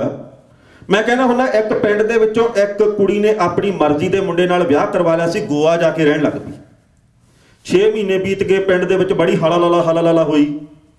6 ਮਹੀਨਿਆਂ ਬਾਅਦ ਪਿੰਡ ਦਾ ਇੱਕ ਮੁੰਡਾ ਗੋਆ ਦੇ ਵਿੱਚ ਘੁੰਮਣ ਗਿਆ ਸੀ। ਉੱਥੇ ਕੁੜੀ ਨੇ ਆਪਣੇ ਪਿੰਡ ਦੇ ਮੁੰਡੇ ਨੂੰ ਪਛਾਣ ਲਿਆ। ਕਹਿੰਦੀ ਵੀਰੇ ਤੂੰ ਜੰਟੇ ਕਾ ਮੁੰਡਾ ਤਾਂ ਨਹੀਂ? ਕਹਿੰਦਾ ਹੈਗਾ ਤਾਂ ਭੈਣੇ ਉਹੀ ਆ। ਕਹਿੰਦੀ ਮੈਨੂੰ ਪਛਾਣ ਲਿਆ, ਮੈਂ 6 ਮਹੀਨੇ ਪਹਿਲਾਂ ਆਪਦੀ ਮਰਜ਼ੀ ਨਾਲ ਵਿਆਹ ਕਰਵਾ ਕੇ ਆਈ ਸੀ। ਕਹਿੰਦਾ ਹੁਣ ਪਛਾਣ ਲਿਆ। ਕਹਿੰਦੀ ਸੱਚ ਦੱਸ ਵੀਰੇ, ਮੇਰੀ ਬੇਇੱਜ਼ਤੀ ਤਾਂ ਬਹੁਤ ਹੋਈ ਹੋਣੀ ਹੈ ਜਦੋਂ ਮੈਂ ਭੱਜੀ ਸੀ ਘਰੋਂ। ਕਹਿੰਦਾ ਭੈਣੇ ਤੈਨੂੰ ਕੀ ਦੱਸਾਂ, 7 ਦਿਨ ਤਾਂ ਤੇਰੀ ਤੋਏ ਬਹੁਤ ਹੋਈ ਉੱਥੇ। ਹਰ ਹੱਟੀ ਪੱਠੀ ਪਾਰਕ ਸੱਥ ਦਫ਼ਤਰ ਦੇ ਵਿੱਚ ਤੇਰੀਆਂ ਗੱਲਾਂ ਛਿੜੀਆਂ। ਕਹਿੰਦੀ 7 ਦਿਨ, 8ਵੇਂ ਦਿਨ ਕੀ ਹੋ ਗਿਆ? ਕਹਿੰਦਾ ਫਿਰ ਜਾਗਰ ਕੀ ਮੱਝ ਨੇ ਨਾ ਇਕੱਠੇ 3 ਕੱਟੇ ਦੇਤੇ, ਤੇਰੀ ਖਬਰ ਪਿੱਛੇ ਪੈ ਗਈ, ਕੱਟਿਆਂ ਦੀ ਖਬਰ ਮੂਹਰੇ ਆ ਗਈ। ਪੰਜਾਬ ਦੇ ਵਿੱਚ, ਭਾਰਤ ਦੇ ਵਿੱਚ ਇਹੋ ਜੀ ਗੱਲ ਚੱਲਦੀ ਹੈ। ਸਾਡੀ ਬਿਰਤੀ ਹੈ ਜਿਹੜੀ ਉਹ ਬਹੁਤ ਭੁੱਲਣ ਵਾਲੀ ਹੈ। ਅਸੀਂ ਲਹਿਰਾਂ ਬਣਾ ਲੈਂਦੇ ਹਾਂ, ਲਹਿਰਾਂ ਨੂੰ ਸੰਭਾਲਦੇ ਨਹੀਂ ਗੇ। ਅਸੀਂ ਸਤਿਕਾਰ ਕਰਦੇ ਹਾਂ, ਚੀਕਣੀਆਂ ਚੋਪੜੀਆਂ ਗੱਲਾਂ ਕਰਦੇ ਹਾਂ। ਨਾਗਰ ਸਾਹਿਬ ਨੇ ਜਦੋਂ ਕਿਹਾ ਸੀਗਾ ਵੀ ਨਾਲ ਕੋਈ ਨਹੀਂ ਖੜਦਾ, ਗੱਲ ਇਹਨਾਂ ਦੀ ਸੱਚੀ ਹੈ। ਮੈਨੂੰ ਵੀ ਬੜਿਆਂ ਨੇ ਕਰੇਲੇ ਨੂੰ ਨਿੰਮ ਤੇ ਚੜਾਉਣ ਵਾਲੀ ਗੱਲ ਕੀਤੀ ਸੀ। ਟਹਿਣਿਆ ਤੂੰ ਫਲਾਣੇ ਬਾਰੇ ਆ ਲਿਖਿਆ ਨਾ ਜਿਹੜਾ, ਇਹ ਤਾਂ ਕਮਾਲ ਕਰਤੀ, ਇਹ ਤਾਂ ਮੇਰੀ ਚੰਗੀ ਕਿਸਮਤ, ਮੈਂ ਫੂਕ 'ਚ ਬਹੁਤ ਘੱਟ ਆਉਣਾ। ਪੰਜਾਬ ਦਾ ਇੱਕ ਕਲਾਕਾਰ ਹੈ, ਨਾਂ ਦੇ ਪਿੱਛੇ ਮੀਟਰ ਦਾ ਅਣਖੀਲਾ ਲਾਇਆ ਉਹਨੇ। ਅਣਖ ਵਾਲੇ ਗੀਤ ਬਹੁਤ ਘੱਟ ਗਾਏ ਆ, ਗਾਏ ਨਹੀਂ, ਬਿਲਕੁਲ ਗਾਏ ਨਹੀਂ। ਮੈਨੂੰ ਕਹਿੰਦਾ ਵੀ ਤੂੰ ਮੇਰੇ ਬਾਰੇ ਲਿਖਿਆ ਇਹ, ਅੱਤਵਾਦ ਵੇਲੇ ਮੈਂ 7 ਬੰਦੇ ਮਾਰੇ, 8ਵਾਂ ਹੁਣ ਤੈਨੂੰ ਮਾਰਨਾ। ਤੇ ਮੈਂ ਉਹਨੂੰ ਇੱਕੋ ਹੀ ਬੇਨਤੀ ਕੀਤੀ ਸੀ, ਮੇਰਾ ਤੁਹਾਡੇ ਨਾਲ ਭਰਾਵਾ ਕੀ ਮੁਕਾਬਲਾ। ਤੁਸੀਂ 2 ਘੰਟਿਆਂ ਦਾ 2 ਲੱਖ ਕਮਾਉਣ ਵਾਲੇ ਆ, ਮੈਂ 2 ਸਾਲਾਂ 'ਚ 2 ਲੱਖ ਨਹੀਂ ਕਮਾਉਂਦਾ। ਤੁਸੀਂ ਆਪਣਾ ਕੰਮ ਕਰੀ ਜਾਂਦੇ ਹੋ, ਮੈਂ ਆਪਣਾ ਕੰਮ ਕਰੀ ਜਾਂਦਾ। ਇਹ ਤਾਂ ਆਪਣੀ ਕੰਮ ਦੀ ਸਮਝ ਆ। ਸੋ ਕਹਿਣ ਦਾ ਭਾਵ ਇਹ ਹੈ ਕਿ ਪੱਤਰਕਾਰੀ ਨੂੰ ਚੁਣੌਤੀਆਂ ਸੱਚੀ ਮੁੱਚੀ ਬਹੁਤ ਆ। ਜਿਵੇਂ ਇਹਨਾਂ ਨੇ ਗੱਲ ਕੀਤੀ ਹੈ ਵੀ ਕਿਸ ਤਰੀਕੇ ਦੇ ਨਾਲ ਪੰਜਾਬ ਦੇ ਵਿੱਚ ਜਾਂ ਹੋਰ ਕਿਸੇ ਵੀ ਸੂਬੇ ਦੇ ਵਿੱਚ ਖਬਰਾਂ ਦੇ ਉੱਤੇ ਕੈਂਚੀ ਚੱਲਦੀ ਹੈ। ਲਿਖਿਆ ਕੁਝ ਹੋਰ ਹੁੰਦਾ, ਬਣ ਕੁਝ ਹੋਰ ਜਾਂਦਾ। ਉਹ ਗੱਲ ਸਾਰੀ ਸੱਚੀ ਹੈ। ਆਮ ਤੌਰ ਦੇ ਉੱਤੇ ਲੋਕਾਂ ਤੱਕ ਜਿਹੜੀਆਂ ਖਬਰਾਂ ਪਹੁੰਚ ਰਹੀਆਂ, ਉਹਨੂੰ 50% ਐਡਿਟ ਕੀਤਾ ਹੁੰਦਾ। ਉਹ ਇਸ ਕਰਕੇ ਕੀਤਾ ਹੁੰਦਾ ਹੈ ਵੀ ਲੋਕਾਂ ਦੇ ਵਿੱਚ ਉਹ ਗੱਲ, ਉਹ ਭਾਵਨਾ ਨਾ ਚਲੀ ਜਾਵੇ ਜਿਹਦੇ ਨਾਲ ਸਮਾਜ ਦੇ ਵਿੱਚ ਕੋਈ ਹੋਰ ਵਿਗਾੜ ਪੈਦਾ ਹੋਵੇ। ਤੇ ਜਿਹੜੀਆਂ ਸੈਂਸਰ ਕਰਕੇ ਵੀ ਛਾਪੀਆਂ ਜਾਂਦੀਆਂ, ਉਹ ਕਿਹੋ ਜਿਹੀਆਂ ਹੁੰਦੀਆਂ ਜਾਣਦੇ ਆਪਾਂ ਸਾਰੇ ਹੀ ਆ। ਪੰਜਾਬ ਦੇ ਹਾਲਾਤ ਦੇ ਬਾਰੇ ਮੈਨੂੰ ਇੱਕ ਗੱਲ ਪੁਰਾਣੀ ਚੇਤੇ ਆ ਜਾਂਦੀ ਹੈ। ਕਹਿੰਦੇ ਆ ਵੀ ਇੱਕ ਵਾਰੀ ਜਦੋਂ ਪੁਰਾਣਾ ਵੇਲਾ ਸੀਗਾ, ਜਦੋਂ ਅੱਜ ਵਾਂਗੂ ਬੱਸਾਂ, ਕਾਰਾਂ, ਸਕੂਟਰ, ਮੋਟਰਸਾਈਕਲ ਨਹੀਂ ਸੀਗੇ, ਤੇ ਇੱਕ ਮੀਆਂ ਬੀਵੀ ਪੈਦਲ ਜਾਈ ਜਾਂਦੇ ਸੀਗੇ। ਰਸਤੇ ਦੇ ਵਿੱਚ ਇੱਕ ਉਜਾੜ ਜਿਹਾ ਵਾਲਾ ਪਿੰਡ ਆਇਆ, ਇੱਕ ਉੱਲੂ ਉੱਡਿਆ ਫਿਰੇ। ਬੰਦਾ ਆਪਦੀ ਘਰਵਾਲੀ ਨੂੰ ਕਹਿੰਦਾ, ਲੈ ਇੱਥੇ ਬੰਦਾ ਤੇ ਬੰਦੇ ਦੀ ਜ਼ਾਤ ਕੀ ਹੋਣੀ ਹੈ, ਉੱਲੂ ਬੋਲਦੇ ਇੱਥੇ ਤਾਂ। ਉੱਲੂ ਨੂੰ ਬੜਾ ਗੁੱਸਾ ਆਇਆ ਵੀ ਸਹੁਰੇ ਨੇ ਮੇਰਾ ਨਾਂ ਐਵੇਂ ਲੈਤਾ, ਨਾ ਇਹਨੂੰ ਗੱਲ ਦਾ ਪਤਾ ਨਾ ਵਾਸਤਾ। ਉਹਨੇ ਪਿੰਡ ਦੀ ਸੱਥ ਦੇ ਵਿੱਚ ਜਾ ਕੇ ਵਿਚਾਲੇ ਰੌਲਾ ਪਾਤਾ ਵੀ ਆਪਣੇ ਪਿੰਡ ਦੀ ਫਲਾਣੀ ਫਿਰਨੀ ਦੇ ਉੱਤੇ ਇੱਕ ਰਾਹਗੀਰ ਜਾਂਦਾ, ਉਹ ਮੇਰੀ ਘਰਵਾਲੀ ਕੱਢ ਕੇ ਲੈ ਚੱਲਿਆ। ਪਿੰਡ ਦੀ ਪੰਚਾਇਤ ਹੋ ਗਈ ਇਕੱਠੀ, ਮੀਆਂ ਬੀਬੀ ਨੂੰ ਵੀ ਸੱਦ ਲਿਆ। ਪੰਚਾਇਤ ਨੇ ਮਿੰਟ ਲਾਇਆ ਫੈਸਲਾ ਕਰਨ ਲੱਗਿਆ, ਕਹਿੰਦਾ ਵੀ ਉੱਲੂ ਦੀ ਗੱਲ ਸਹੀ ਹੈ, ਘਰਵਾਲੀ ਇਹਨੂੰ ਦੇ ਦਿੱਤੀ ਜਾਵੇ। ਬੰਦਾ ਬੜਾ ਪਰੇਸ਼ਾਨ, ਬੰਦਾ ਤੁਰਿਆ ਜਾਵੇ ਇਕੱਲਾ ਹੀ, ਨਾਲੇ ਰੋਈ ਜਾਵੇ, ਧਾਹਾਂ ਮਾਰੇ। ਉੱਲੂ ਕੋਲੇ ਗਿਆ ਉੱਡ ਕੇ, ਕਹਿੰਦਾ ਰੋ ਨਾ, ਘਰਵਾਲੀ ਤੇਰੀ ਆ, ਤੇਰੀ ਰਹਿਣੀ ਆ, ਆ ਲੈ ਜਾ। ਮੈਂ ਤਾਂ ਸਿਰਫ ਤੈਨੂੰ ਇਹ ਦੱਸਣ ਦੇ ਲਈ ਇਹ ਗੱਲ ਕੀਤੀ ਸੀ, ਇਹ ਡਰਾਮਾ ਕੀਤਾ ਸੀ ਵੀ ਮੇਰਾ ਨਾਂ ਨਾ ਲੈ ਇੱਥੇ। ਇਸ ਪਿੰਡ ਦੇ ਉਜਾੜੇ ਦਾ ਕਾਰਨ ਤਾਂ ਇਹੋ ਜੀ ਪੰਚਾਇਤ ਹੈ, ਤੇ ਪੰਜਾਬ ਦੇ ਉਜਾੜੇ ਦਾ ਕਾਰਨ ਉਹੀ ਆ ਜਿਹੜਾ ਮੈਂ ਪਹਿਲਾਂ ਕਹਿ ਕੇ ਹਟਿਆ। ਸੋ ਪੰਜਾਬ ਦੇ ਬਾਰੇ ਗੱਲਾਂ ਕਰਦਿਆਂ ਭਾਵੁਕ ਹੋਣਾ ਕੁਦਰਤੀ ਹੈ। ਮੈਂ ਤੁਹਾਡੇ ਪੇਕੇ ਪਿੰਡ ਤੋਂ ਹੀ ਹਾਂ, ਤੁਸੀਂ ਵੀ ਉੱਥੇ ਆਉਂਦੇ ਜਾਂਦੇ ਰਹਿੰਦੇ ਹੋ। ਬਾਬੇ ਦੀ ਕਿਰਪਾ ਨਾਲ ਹੁਣ ਜਿਹੜੀ ਤੁਹਾਡੀ ਅੱਗੇ NRI ਸਭਾ ਦਾ ਸੰਮੇਲਨ ਹੁੰਦਾ ਸੀ, ਉਹ ਵੀ ਬੰਦ ਹੋ ਚੱਲਿਆ। ਉਹ ਕਹਿੰਦੇ ਆ ਵੀ ਹੁਣ ਅਸੀਂ 3-4 ਮੀਟਿੰਗਾਂ ਕਰਿਆ ਕਰਾਂਗੇ, ਉਹਦੇ 'ਚ ਸਮੱਸਿਆਵਾਂ ਹੱਲ ਕਰਿਆ ਕਰਾਂਗੇ। ਪਹਿਲਾਂ ਕਹਿੰਦੇ ਹੁੰਦੇ ਸੀ ਵੀ ਅਸੀਂ ਤੁਹਾਡੇ ਲਈ NRI ਥਾਣੇ ਬਣਾਉਣੇ ਆ, ਤੁਹਾਡੇ ਲਈ NRI ਅਦਾਲਤਾਂ ਬਣਾਵਾਂਗੇ। ਮੈਨੂੰ ਇਦਾਂ ਜਾਪਦਾ ਜੇ ਹਾਲਾਤ ਇਹੀ ਰਹੇ, NRI ਭਰਾ ਜਿਹੜੇ ਇਹਨਾਂ ਲਈ ਵੱਖਰੀਆਂ ਜੇਲ੍ਹਾਂ ਵੀ ਬਣਾ ਦੇਣਗੇ।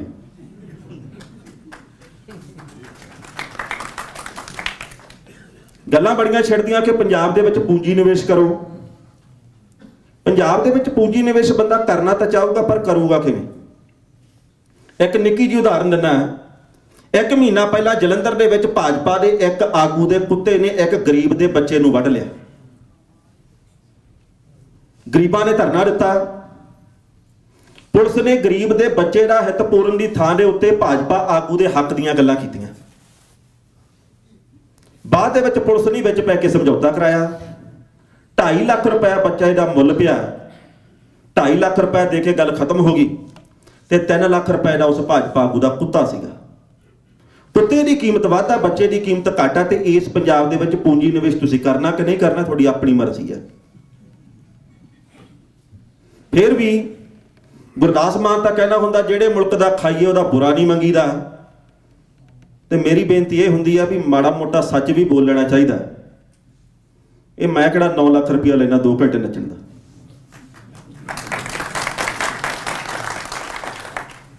ਕਲਾਕਾਰਾਂ ਦੇ ਬਾਰੇ ਮੈਨੂੰ ਅਕਸਰ ਸਵਾਲ ਪੁੱਛਦੇ ਹੁੰਦੇ ਆ। ਮੈਂ ਇੱਕੋ ਗੱਲ ਕਹਿਣਾ ਹੁੰਦਾ ਕਿ ਕਲਾ ਕੀ ਹੈ? ਜ਼ਿੰਦਗੀ ਦੇ ਦੀਦਿਆਂ ਦਾ ਨੂਰ ਹੈ। ਕਲਾ ਜਲਵਾ ਕਵੀ ਮੂਸਾ ਜ਼ਿੰਦਗੀ ਕੋ ਹਤੂਰ ਹੈ। ਪਰ ਕਲਾ ਨੇ ਜ਼ਿੰਦਗੀ ਦੀ ਜਾਨ ਬਣਨਾ ਹੈ ਅਜੇ, ਕਲਾਕਾਰਾਂ ਨੇ ਤਾਂ ਇਨਸਾਨ ਬਣਨਾ ਹੈ ਅਜੇ। ਬਹੁਤ ਗਿਣਤੀ ਕਲਾਕਾਰ ਚੰਗੇ ਵੀ ਗਾਉਂਦੇ ਆ। ਇਸ ਮੰਚ ਦੇ ਉੱਤੇ 2 ਕਲਾਕਾਰ ਅਜੇ ਦਿਓਲ ਤੇ ਜਰਨੈਲ ਐਲੋਂ ਹੋਰੀ ਸੁਥਰੀ ਗਾਇਕੀ ਦੇ ਨਮੂਨੇ ਪੇਸ਼ ਕਰਕੇ ਗਏ। ਮੈਨੂੰ ਬੜੀ ਖੁਸ਼ੀ ਹੋਈ ਹੈ। ਜਿਹੜੇ ਚੰਗਾ ਗਾਉਂਦੇ ਆ ਉਹਨਾਂ ਦਾ ਮਾਣ ਸਨਮਾਨ ਸਤਿਕਾਰ ਹੋਣਾ ਚਾਹੀਦਾ ਹੈ। ਪਰ ਜਦੋਂ ਮੈਨੂੰ ਕਈ ਇਹ ਕਹਿੰਦੇ ਆ ਵੀ ਮਾੜੀ ਗਾਇਕੀ, ਅਸ਼ਲੀਲ ਗਾਇਕੀ ਇੰਨੀ ਪ੍ਰਫੁੱਲਤ ਕਾਹਤੋਂ ਹੋ ਗਈ ਹੈ, ਤਾਂ ਮੈਂ ਇੱਕੋ ਗੱਲ ਕਹਿਣਾ ਹੁੰਦਾ, ਤੁਹਾਡੀ ਕਿਰਪਾ ਨਾਲ ਹੀ ਹੋ ਗਈ ਹੈ। ਮਾੜੀਆਂ ਸਰਕਾਰਾਂ ਦੇ ਲਈ ਮਾੜੇ ਲੋਕ ਜ਼ਿੰਮੇਵਾਰ ਹੈ, ਮਾੜੀ ਗਾਇਕੀ ਦੇ ਲਈ ਮਾੜੇ ਸਰੋਤੇ ਜ਼ਿੰਮੇਵਾਰ ਹੈ। ਸਰਕਾਰਾਂ ਲੋਕ ਨਹੀਂ ਚੁਣਦੀਆਂ, ਲੋਕ ਸਰਕਾਰ ਚੁਣਦੇ ਆ। ਤੇ ਜੇ 5:30 ਵਜੇ ਸ਼ਾਮ ਤੱਕ ਇਸੇ ਕਰਕੇ ਬੈਠੇ ਰਵਾਂਗੇ, ਜਿਹੜਾ ਦਾਰੂ ਦੀ ਬੋਤਲ ਦੇ ਗਿਆ ਵੋਟ ਉਹਨੂੰ ਪਾਵਾਂਗੇ, ਤਾਂ ਸਰਕਾਰਾਂ ਉਹੋ ਜਿਹੀਆਂ ਹੀ ਬਣਨੀਆਂ ਜਿਹੋ ਜਿਹੀਆਂ ਬਣਦੀਆਂ ਆਈਆਂ। ਮੈਨੂੰ ਕੀ ਕਹਿੰਦੇ ਆ ਵੀ 4 ਬੋਤਲ ਵੋਦਕਾ ਕਾਮ ਮੇਰਾ ਰੋਜ਼ ਕਾ, ਇਹ ਗਾਣੇ ਕਿਵੇਂ ਚੱਲ ਜਾਂਦੇ ਆ? ਮੈਂ ਕਹਿੰਦਾ ਤੁਹਾਡੀ ਕਿਰਪਾ ਨਾਲ ਹੀ ਚੱਲਦੇ ਆ। ਕਹਿੰਦੇ ਉਹ ਕਿਵੇਂ? ਮੈਂ ਕਿਹਾ ਪਾਲੀ ਦੇਤ ਵਾਲੀਆਂ ਧੀਆਂ ਭੈਣਾਂ ਦੇ ਗੀਤ ਗਾਉਂਦਾ। 2 ਸਾਲ ਦੇ ਵਿੱਚ ਉਹਦੇ ਇੱਕ ਗਾਣੇ ਨੂੰ YouTube ਦੇ ਉੱਤੇ 25-30 ਹਜ਼ਾਰ ਲੋਕ ਦੇਖਦੇ ਆ। ਤੇ ਜਿੰਨਾ ਲੁੱਚਾ ਤੇ ਉਹਨਾਂ ਉੱਚਾ ਸਾਡੇ ਪੰਜਾਬ ਦੇ ਵਿੱਚ ਫਾਰਮੂਲਾ ਚੱਲਦਾ ਹੈ। ਜਿਹੜਾ ਬੰਦਾ ਮਾੜਾ ਗਾਉਂਦਾ ਹੈ ਉਹਨੂੰ 2 ਦਿਨਾਂ ਦੇ ਵਿੱਚ ਤੁਸੀਂ 20 ਲੱਖ ਦੇਖ ਲੈਂਦੇ ਹੋ, ਤੇ ਫਿਰ ਬੰਦਾ ਚੰਗਾ ਗਾਊਗਾ ਕਿਉਂ? ਪੰਜਾਬ ਦੇ ਲੋਕਾਂ ਦੀ ਸੋਚ ਦੇ ਉੱਤੇ ਮੈਨੂੰ ਇਸ ਕਰਕੇ ਵੀ ਦੁੱਖ ਹੁੰਦਾ ਹੈ ਵੀ ਜਾਂ ਤਾਂ ਹਾਥੀ ਵੀ ਲੰਗੜ ਦੇ ਦਿੰਦੇ ਨੇ ਤਾਂ ਪੂਛ ਤੇ ਅੜ ਜਾਂਦੇ ਆ। ਇੱਕ ਗਾਉਣ ਵਾਲੇ ਨੂੰ ਆਪਣੇ ਧੀ ਪੁੱਤ ਦੇ ਵਿਆਹ ਦੇ ਵਿੱਚ 7 ਲੱਖ ਰੁਪਏ ਦਿੰਦੇ ਆ, ਤੇ ਕੀਰਤਨ ਕਰਨ ਵਾਲੇ ਨੂੰ ਕਹਿੰਦੇ ਤੈਨੂੰ ਤਾਂ 3100 ਨਹੀਂ ਦੇਣਾ, 2100 ਦੇਵਾਂਗੇ। ਉੱਥੇ ਇਹ ਸਮਝੀ ਜਾਂਦੇ ਆ ਵੀ ਇਹਨੂੰ ਤਾਂ ਬਾਬਾ ਆਪੇ ਢਿੱਡ ਭਰ ਦੂ ਇਹਦਾ।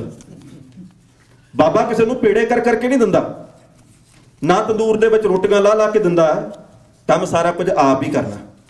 ਜੇ ਤੁਸੀਂ ਮਾਣ ਸਤਿਕਾਰ ਦਿੰਦੇ ਹੋ ਤਾਂ ਬੰਦਾ ਆਪ ਹੀ ਸਾਰਾ ਕੁਝ ਕਰਦਾ ਹੈ, ਤੇ ਨਹੀਂ ਤਾਂ ਫਿਰ ਬੰਦਾ ਉਸ ਕੰਮ ਤੋਂ ਹਟ ਜਾਂਦਾ ਹੈ। ਮੈਂ 5 ਕਿਤਾਬਾਂ ਲਿਖੀਆਂ ਹੁਣ ਤੱਕ।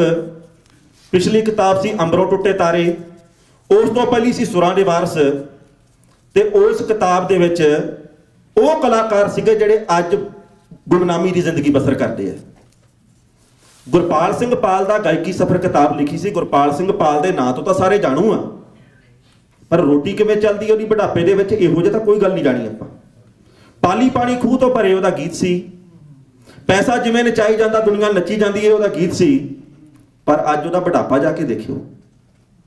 ਚਤਰ ਸਿੰਘ ਪਰਵਾਨਾ ਜੀ ਦੇ ਗਾਣਿਆਂ ਦੀ ਅਸੀਂ ਬੜੀ ਗੱਲ ਕਰਦੇ ਆ ਵੀ ਕਮਾਲ ਦਾ ਲਿਖਦਾ ਰਿਹਾ, ਉਹਦੀ ਰੋਟੀ ਕਿਵੇਂ ਪੱਕਦੀ ਕਦੇ ਜਾ ਕੇ ਵੀ ਦੇਖਿਓ। ਉੱਤਮ ਸਿੰਘ ਭੋਲਾਨਾਥ ਜਿਹਨੇ ਜਵਾਨੀ ਦੇ ਵਿੱਚ ਇਹ ਗਾਇਆ ਸੀ ਕਿ ਦਿਉਰਾ ਵੇਤਰਾ ਲਿਪਾਂ ਚੁਬਾਰਾ, ਗਿੱਠ ਗਿੱਠ ਲਾਵਾਂ ਗਾਰਾ, ਮੱਚ ਗਈ ਵੇ ਦਿਉਰਾ ਐਡਾ ਫਿਰੇ ਕੁਵਾਰਾ। ਅੱਜ ਉਹਨੂੰ ਕੈਂਸਰ ਹੋਇਆ ਪਿਆ, ਧੀ ਦੇ ਕੋਲੇ ਰਹਿੰਦਾ, ਕੋਟਕਪੂਰੇ ਵਾਲਾ ਘਰ ਵਿਕ ਗਿਆ, ਕੋਈ ਨਹੀਂ ਪੁੱਛਦਾ। ਜਿਹਨੇ ਅਮਰ ਸਿੰਘ ਚਮਕੀਲੇ ਦੀ ਗਾਇਕੀ ਦੀ ਸ਼ੁਰੂਆਤ ਕਰਵਾਈ ਸੀ ਸੁਰਿੰਦਰ ਸੋਨੀਆ ਨੇ, ਟਕੂਗੇ ਤੇ ਟਕੂਗਾ ਖੜ ਕੇ। ਉਹ ਸੋਨੀਆ ਅੱਜ ਕਿਹੜੀ ਜ਼ਿੰਦਗੀ ਬਸਰ ਕਰ ਰਹੀ ਹੈ ਕਦੇ ਜਾ ਕੇ ਇਹ ਦੇਖਿਓ। ਤੂੰ ਆ ਮੇਰੀ ਚੰਨੀ ਤੇ ਮੈਂ ਤੇਰਾ ਚੰਨਾ ਨਹੀਂ, ਕੁਲਫੀ ਦਾ ਕੀ ਖਾਣਾ ਚੂਪ ਲੈ ਗੰਨਾ ਨਹੀਂ। ਜਦੋਂ ਅਸੀਂ ਨਿੱਕੇ ਨਿੱਕੇ ਹੁੰਦੇ ਸੀ ਗਾਣਾ ਸੁਣਦੇ ਸੀ। ਅਮਰਨਾਥ ਤਾਨਸੇਨ ਕਲਾਕਾਰ ਦਾ ਨਾਂ, ਤੇ ਉਹ ਕਲਾਕਾਰ ਫਰੀਦਕੋਟ ਦੇ ਬੱਸ ਅੱਡੇ ਦੇ ਵਿੱਚ ਹੋ ਕੇ ਦਿੰਦਾ। ਇਹ ਅਸੀਂ ਸੱਭਿਆਚਾਰ ਦੀ ਸੰਭਾਲ ਕੀਤੀ, ਉਹਦੇ ਨਮੂਨੇ ਆ ਇਹ। ਲੱਖੀ ਵਡਜਾਰਾ ਵੇ ਨਾਈਆਂ ਦੇ ਮੁੰਡਿਆ ਸੀਟੀ ਵਜੇ ਚੁਬਾਰੇ ਗਾਣਾ ਬੜਾ ਮਸ਼ਹੂਰ ਹੋਇਆ ਸੀ। 2 ਸਾਲ ਪਹਿਲਾਂ ਤੱਕ ਉਹ ਬੰਦਾ ਆਪਦੇ ਪਿੰਡ ਦੇ ਵਿੱਚ ਚੌਂਕੀਦਾਰੇ ਦਾ ਕੰਮ ਕਰਦਾ ਸੀ। ਰੰਗਾ ਸਿੰਘ ਮਾਨ ਜੀ ਨੇ ਬੜਾ ਕਮਾਲ ਦਾ ਗਾਇਆ। ਉਸ ਬੰਦੇ ਦੀ ਹਾਲਤ ਕੀ ਹੈ ਕਦੇ ਜਾ ਕੇ ਦੇਖਿਓ। ਦਲੀਪ ਸਿੰਘ ਦੀਪ ਦੀ ਹਾਲਤ ਦੇਖ ਲਿਓ, ਸਰੂਪ ਸਿੰਘ ਸਰੂਪ ਦੀ ਹਾਲਤ ਦੇਖ ਲਿਓ, ਚੰਦਰਕਾਂਤਾ ਦੀ ਹਾਲਤ ਦੇਖ ਲਿਓ। ਮੈਂ ਇਹ ਅਹਿਦ ਕੀਤਾ ਆਪਣੇ ਆਪ ਦੇ ਨਾਲ ਕਿ ਰੋਟੀ ਖਾਣ ਦੇ ਲਈ ਭਾਵੇਂ ਕੁਝ ਵੀ ਲਿਖਿਆ ਜਾਵੇ, ਪਰ ਹਫ਼ਤੇ ਦਾ ਹਰ ਐਤਵਾਰ ਇਹਨਾਂ ਬਜ਼ੁਰਗਾਂ ਦੇ ਘਰ ਜਾ ਕੇ ਇੱਕ ਮੁਲਾਕਾਤ ਕਰਨ ਦੇ ਉੱਤੇ ਰੱਖਿਆ। ਤੇ ਪੰਜਾਬੀ ਅਖਬਾਰ ਦੇ ਵਿੱਚ ਉਹ ਆਰਟੀਕਲ ਛਪਦੇ ਵੀ ਹੈ। ਕਿਤਾਬ ਮੇਰੀ ਨਵੀਂ ਤਿਆਰ ਹੈ, ਸੁਰਾਂ ਦੇ ਵਾਰਸ ਭਾਗ ਦੂਜਾ, ਤੁਹਾਡੇ ਤੱਕ ਵੀ ਕੋਸ਼ਿਸ਼ ਕਰੂੰਗਾ ਪਹੁੰਚਾਉਣ ਦੀ। ਸੋ ਗੱਲਾਂ ਬਾਤਾਂ ਤਾਂ ਮੈਂ ਬਹੁਤ ਸਾਰੀਆਂ ਹੋਰ ਵੀ ਕਰਨੀਆਂ ਚਾਹੁੰਦਾ ਸੀ, ਪਰ ਮੈਂ ਚਾਹੁੰਦਾ ਕਿ ਸਮੇਂ ਦੀ ਬਹੁਤ ਇੱਥੇ ਕੀਮਤ ਹੈ। ਘੱਟ ਬੋਲਿਆ ਜਾਵੇ, ਘੱਟ ਤੋਂ ਘੱਟ ਬੋਲਿਆ ਜਾਵੇ। ਤੁਹਾਡਾ ਆਸ਼ੀਰਵਾਦ ਇਦਾਂ ਹੀ ਮਿਲਦਾ ਰਹੇ। ਰੈੱਡ FM ਦੀ ਤੂਤੀ ਬੋਲਦੀ ਰਹੇ। ਰਿਸ਼ੀ ਨਾਗਰ ਦੀ ਕੜਕਦਾਰ ਬੜਕਦਾਰ ਤੇ ਗੜਕਦਾਰ ਆਵਾਜ਼ ਇਦਾਂ ਹੀ ਚੱਲਦੀ ਰਹੇ। ਤੇ ਜਿਹੜੇ ਦੋਸਤ ਆ ਸਾਡਾ ਸਰਮਾਇਆ, ਇਹ ਐਵੇਂ ਹੀ ਅੱਗੇ ਵਧਦੇ ਰਹਿਣ। ਬੁੱਟਰ ਸਾਹਿਬ ਵਰਗੇ ਪੰਜਾਬੀ ਦੇ ਆਸ਼ਕ ਇਦਾਂ ਹੀ ਤਰੱਕੀ ਕਰਨ। ਤੇ ਇੱਕ ਮੈਂ ਪੰਜਾਬੀ ਦੇ ਉੱਤੇ ਗੱਲ ਜ਼ਰੂਰ ਕਰਨੀ ਚਾਹੁੰਦਾ। ਅਸੀਂ ਪੰਜਾਬੀਆਂ ਨੇ ਪੰਜਾਬੀ ਨੂੰ ਪੰਜਾਬ ਦੇ ਵਿੱਚ ਤਾਂ ਮਨੋਂ ਵਿਸਾਰਨਾ ਸ਼ੁਰੂ ਕਰਤਾ। ਅਸੀਂ ਕਹਿੰਦੇ ਆ ਐਕਟ ਪਾਸ ਹੋ ਗਿਆ, ਸਾਰਾ ਕੰਮ ਹੋ ਗਿਆ, ਪਰ ਐਕਟਾਂ ਦੇ ਨਾਲ ਕਦੇ ਕੰਮ ਨਹੀਂ ਚੱਲਦੇ। ਇਹ ਸਾਡੇ ਮਨ ਦੇ ਵਿੱਚ ਇੱਕ ਜਜ਼ਬਾ ਹੋਣਾ ਚਾਹੀਦਾ। ਟੋਰਾਂਟੋ ਦੇ ਹਵਾਈ ਅੱਡੇ ਦੇ ਉੱਤੇ ਉਤਰਿਆ ਸੀ, ਸਾਹਮਣੇ ਬਹੁਤ ਵੱਡੇ ਅੱਖਰਾਂ 'ਚ ਲਿਖਿਆ ਸੀ ਜੀ ਆਇਆਂ ਨੂੰ। ਪੰਜਾਬ ਦੇ ਵਿੱਚ ਘੱਟ ਲਿਖਿਆ ਮਿਲਦਾ। ਜਲੰਧਰ ਦੂਰਦਰਸ਼ਨ ਪੰਜਾਬੀਆਂ ਦਾ ਘਰੇਲੂ ਚੈਨਲ ਹੈ, ਉਹਦੇ ਉੱਤੇ ਮੈਂ ਜਾ ਕੇ ਸ਼ਾਮ ਨੂੰ ਇੱਕ ਦਿਨ ਪ੍ਰੋਗਰਾਮ ਦੇਖਣ ਲੱਗ ਗਿਆ। ਰੈਸਪੀ ਦਾ ਪ੍ਰੋਗਰਾਮ ਸੀ, ਖਾਣਾ ਬਣਾਉਣ ਦਾ। ਐਂਕਰ ਨੇ ਕਮਾਲ ਹੀ ਕਰਤੀ। ਕਹਿੰਦੀ ਅੱਜ ਅਸੀਂ ਤੁਹਾਨੂੰ ਦੱਸਾਂਗੇ ਮੈਂਗੋ ਸ਼ੇਕ ਬਣਾਉਣ ਬਾਰੇ। ਸਭ ਤੋਂ ਪਹਿਲਾਂ 2 ਮੈਂਗੋ ਲੈ ਲਓ, ਇੱਕ ਨਾਈਫ ਲੈ ਲਓ, ਉਹਦੇ ਪੀਸਿਸ ਕਰ ਲਓ, ਉਹਨੂੰ ਗ੍ਰਾਈਂਡਰ 'ਚ ਡਾਲ ਲਓ, 2 ਸਪੂਨ ਸ਼ੂਗਰ ਪਾ ਲਓ, 1 kg ਮਿਲਕ ਹੋਵੇ ਤਾਂ ਗੁੱਡ ਹੈ, ਉਹਨੂੰ ਗ੍ਰਾਈਂਡ ਕਰੋ, ਵਿੱਚ ਆਈਸ ਪਾ ਲਓ, ਇਹ ਰੈਡੀ ਹੈ, ਤੇ ਫਿਰ ਉਹਨੂੰ ਸਰਵ ਕਰ ਲਓ। ਇਹ ਪੰਜਾਬੀ ਦਾ ਹਾਲ ਸਾਡੇ ਪੰਜਾਬੀਆਂ ਦੇ ਘਰੇਲੂ ਚੈਨਲ ਦੇ ਉੱਤੇ ਹੈ। ਮੇਰਾ ਇੱਕ ਦੋਸਤ ਆ, ਇੰਗਲੈਂਡ ਰਹਿੰਦਾ, ਉਹਦੀ ਮਾਤਾ ਵੀ ਉੱਥੇ ਚਲੀ ਗਈ, ਉਹਨੇ ਬੁਲਾ ਲਿਆ। ਮਾਤਾ ਮਹੀਨੇ ਕੇ ਬਾਅਦ ਕਹਿੰਦੀ ਪੁੱਤ ਮੈਨੂੰ ਇਹ ਦੱਸ ਵੀ ਮੈਂ ਵੀ ਕਿਤੇ ਮਾੜਾ ਮੋਟਾ ਘੁੰਮ ਫਿਰ ਆਇਆ ਕਰਾਂ। ਉਹ ਕਹਿੰਦਾ ਮਾਤਾ ਜੀ ਫਿਰ ਤੈਨੂੰ ਕੀ ਦੱਸਾਂ, ਜਾਂ ਤਾਂ ਪਾਰਕ 'ਚ ਚਲੀ ਜਾਇਆ ਕਰ, ਤੇ ਜਾਂ ਫਿਰ ਸ਼ਾਮ ਨੂੰ ਸਬਜ਼ੀ ਲੈ ਆਇਆ ਕਰ। ਕਹਿੰਦੀ ਮੈਂ ਸਬਜ਼ੀ ਲੈ ਆਇਆ ਕਰੂੰ, ਨਾਲੇ ਮੈਨੂੰ ਭਾਪੂ ਦਾ ਪਤਾ ਲੱਗ ਜਾਊਗਾ। ਮੈਂ ਜਾ ਕੇ ਕਹਿਣਾ ਕੀ ਆ? ਕਹਿੰਦਾ ਤੂੰ ਉੱਥੇ ਜਾ ਕੇ ਕਿਆ ਕਰੀ, ਹਾਊ ਮਚ। ਉਹਨੇ ਕਿਆ ਕਰਨਾ, 2 ਪਾਉਂਡ ਜਾਂ 1.5 ਪਾਉਂਡ। ਤੂੰ ਕਹਿਣਾ ਟੂ ਮਚ। ਸਵੇਰੇ ਚਲੀ ਜਾਵੇ, ਸ਼ਾਮ ਤੱਕ how much too much, how much too much ਚੱਲੀ ਜਾਵੇ। ਇਹ ਅਸੀਂ ਪੰਜਾਬੀਆਂ ਨੇ ਆਪਦੀ ਸੋਚ ਬਣਾ ਲਈ ਹੈ। ਉੱਥੇ ਤਾਂ ਚਲੋ ਮਜਬੂਰੀ ਸੀਗੀ, ਪੰਜਾਬ ਦੇ ਵਿੱਚ ਇਹੋ ਜਿਹੀ ਮਜਬੂਰੀ ਨਹੀਂ ਹੈ। ਸੜਕਾਂ ਦੇ ਉੱਤੇ ਥਾਂ ਥਾਂ ਦੇ ਉੱਤੇ ਲਿਖਿਆ ਮਿਲਦਾ ਬੱਸ ਲੇ ਬਾਈ। ਪੰਜਾਬ ਦੇ ਟਰੱਕਾਂ ਵਾਲੇ ਕਿਹੜਾ PhD ਪਾਸ ਹੈ, ਉਹਨਾਂ ਨੂੰ ਲੇ ਬਾਈ ਕੀ ਪਤਾ ਵਿਚਾਰਿਆਂ ਨੂੰ। ਸੜਕਾਂ ਦੇ ਉੱਤੇ ਇਹ ਵੀ ਲਿਖਿਆ ਜਾ ਸਕਦਾ ਵੀ ਟਰੱਕ ਬੱਸ ਰੋਕਣ ਦੀ ਜਗ੍ਹਾ ਇੱਥੇ ਹੈ। ਮਾੜੀ ਗੱਲ ਹੈ, ਪੰਜਾਬੀ ਦਾ ਸਤਿਕਾਰ ਹੋਣਾ ਚਾਹੀਦਾ, ਨਹੀਂ ਹੁੰਦਾ ਦੁੱਖ ਲੱਗਦਾ ਹੈ। ਗੱਲਾਂ ਬਾਤਾਂ ਹੋਰ ਵੀ ਬਹੁਤ ਸਾਰੀਆਂ ਸੀ, ਤੁਸੀਂ ਪਿਆਰ ਦਿੱਤਾ, ਸਤਿਕਾਰ ਦਿੱਤਾ, ਇੰਨੀ ਵੱਡੀ ਗਿਣਤੀ ਦੇ ਵਿੱਚ ਧਿਆਨ ਦੇ ਨਾਲ ਸੁਣਿਆ, ਮੈਂ ਤੁਹਾਡਾ ਦਿਲੋਂ ਸ਼ੁਕਰਗੁਜ਼ਾਰ ਹਾਂ। ਕੋਈ ਗਲਤੀ ਭੁੱਲ ਚੁੱਕ ਹੋਈ ਹੋਵੇ ਤਾਂ ਮਾਫੀ ਚਾਹੁੰਦਾ।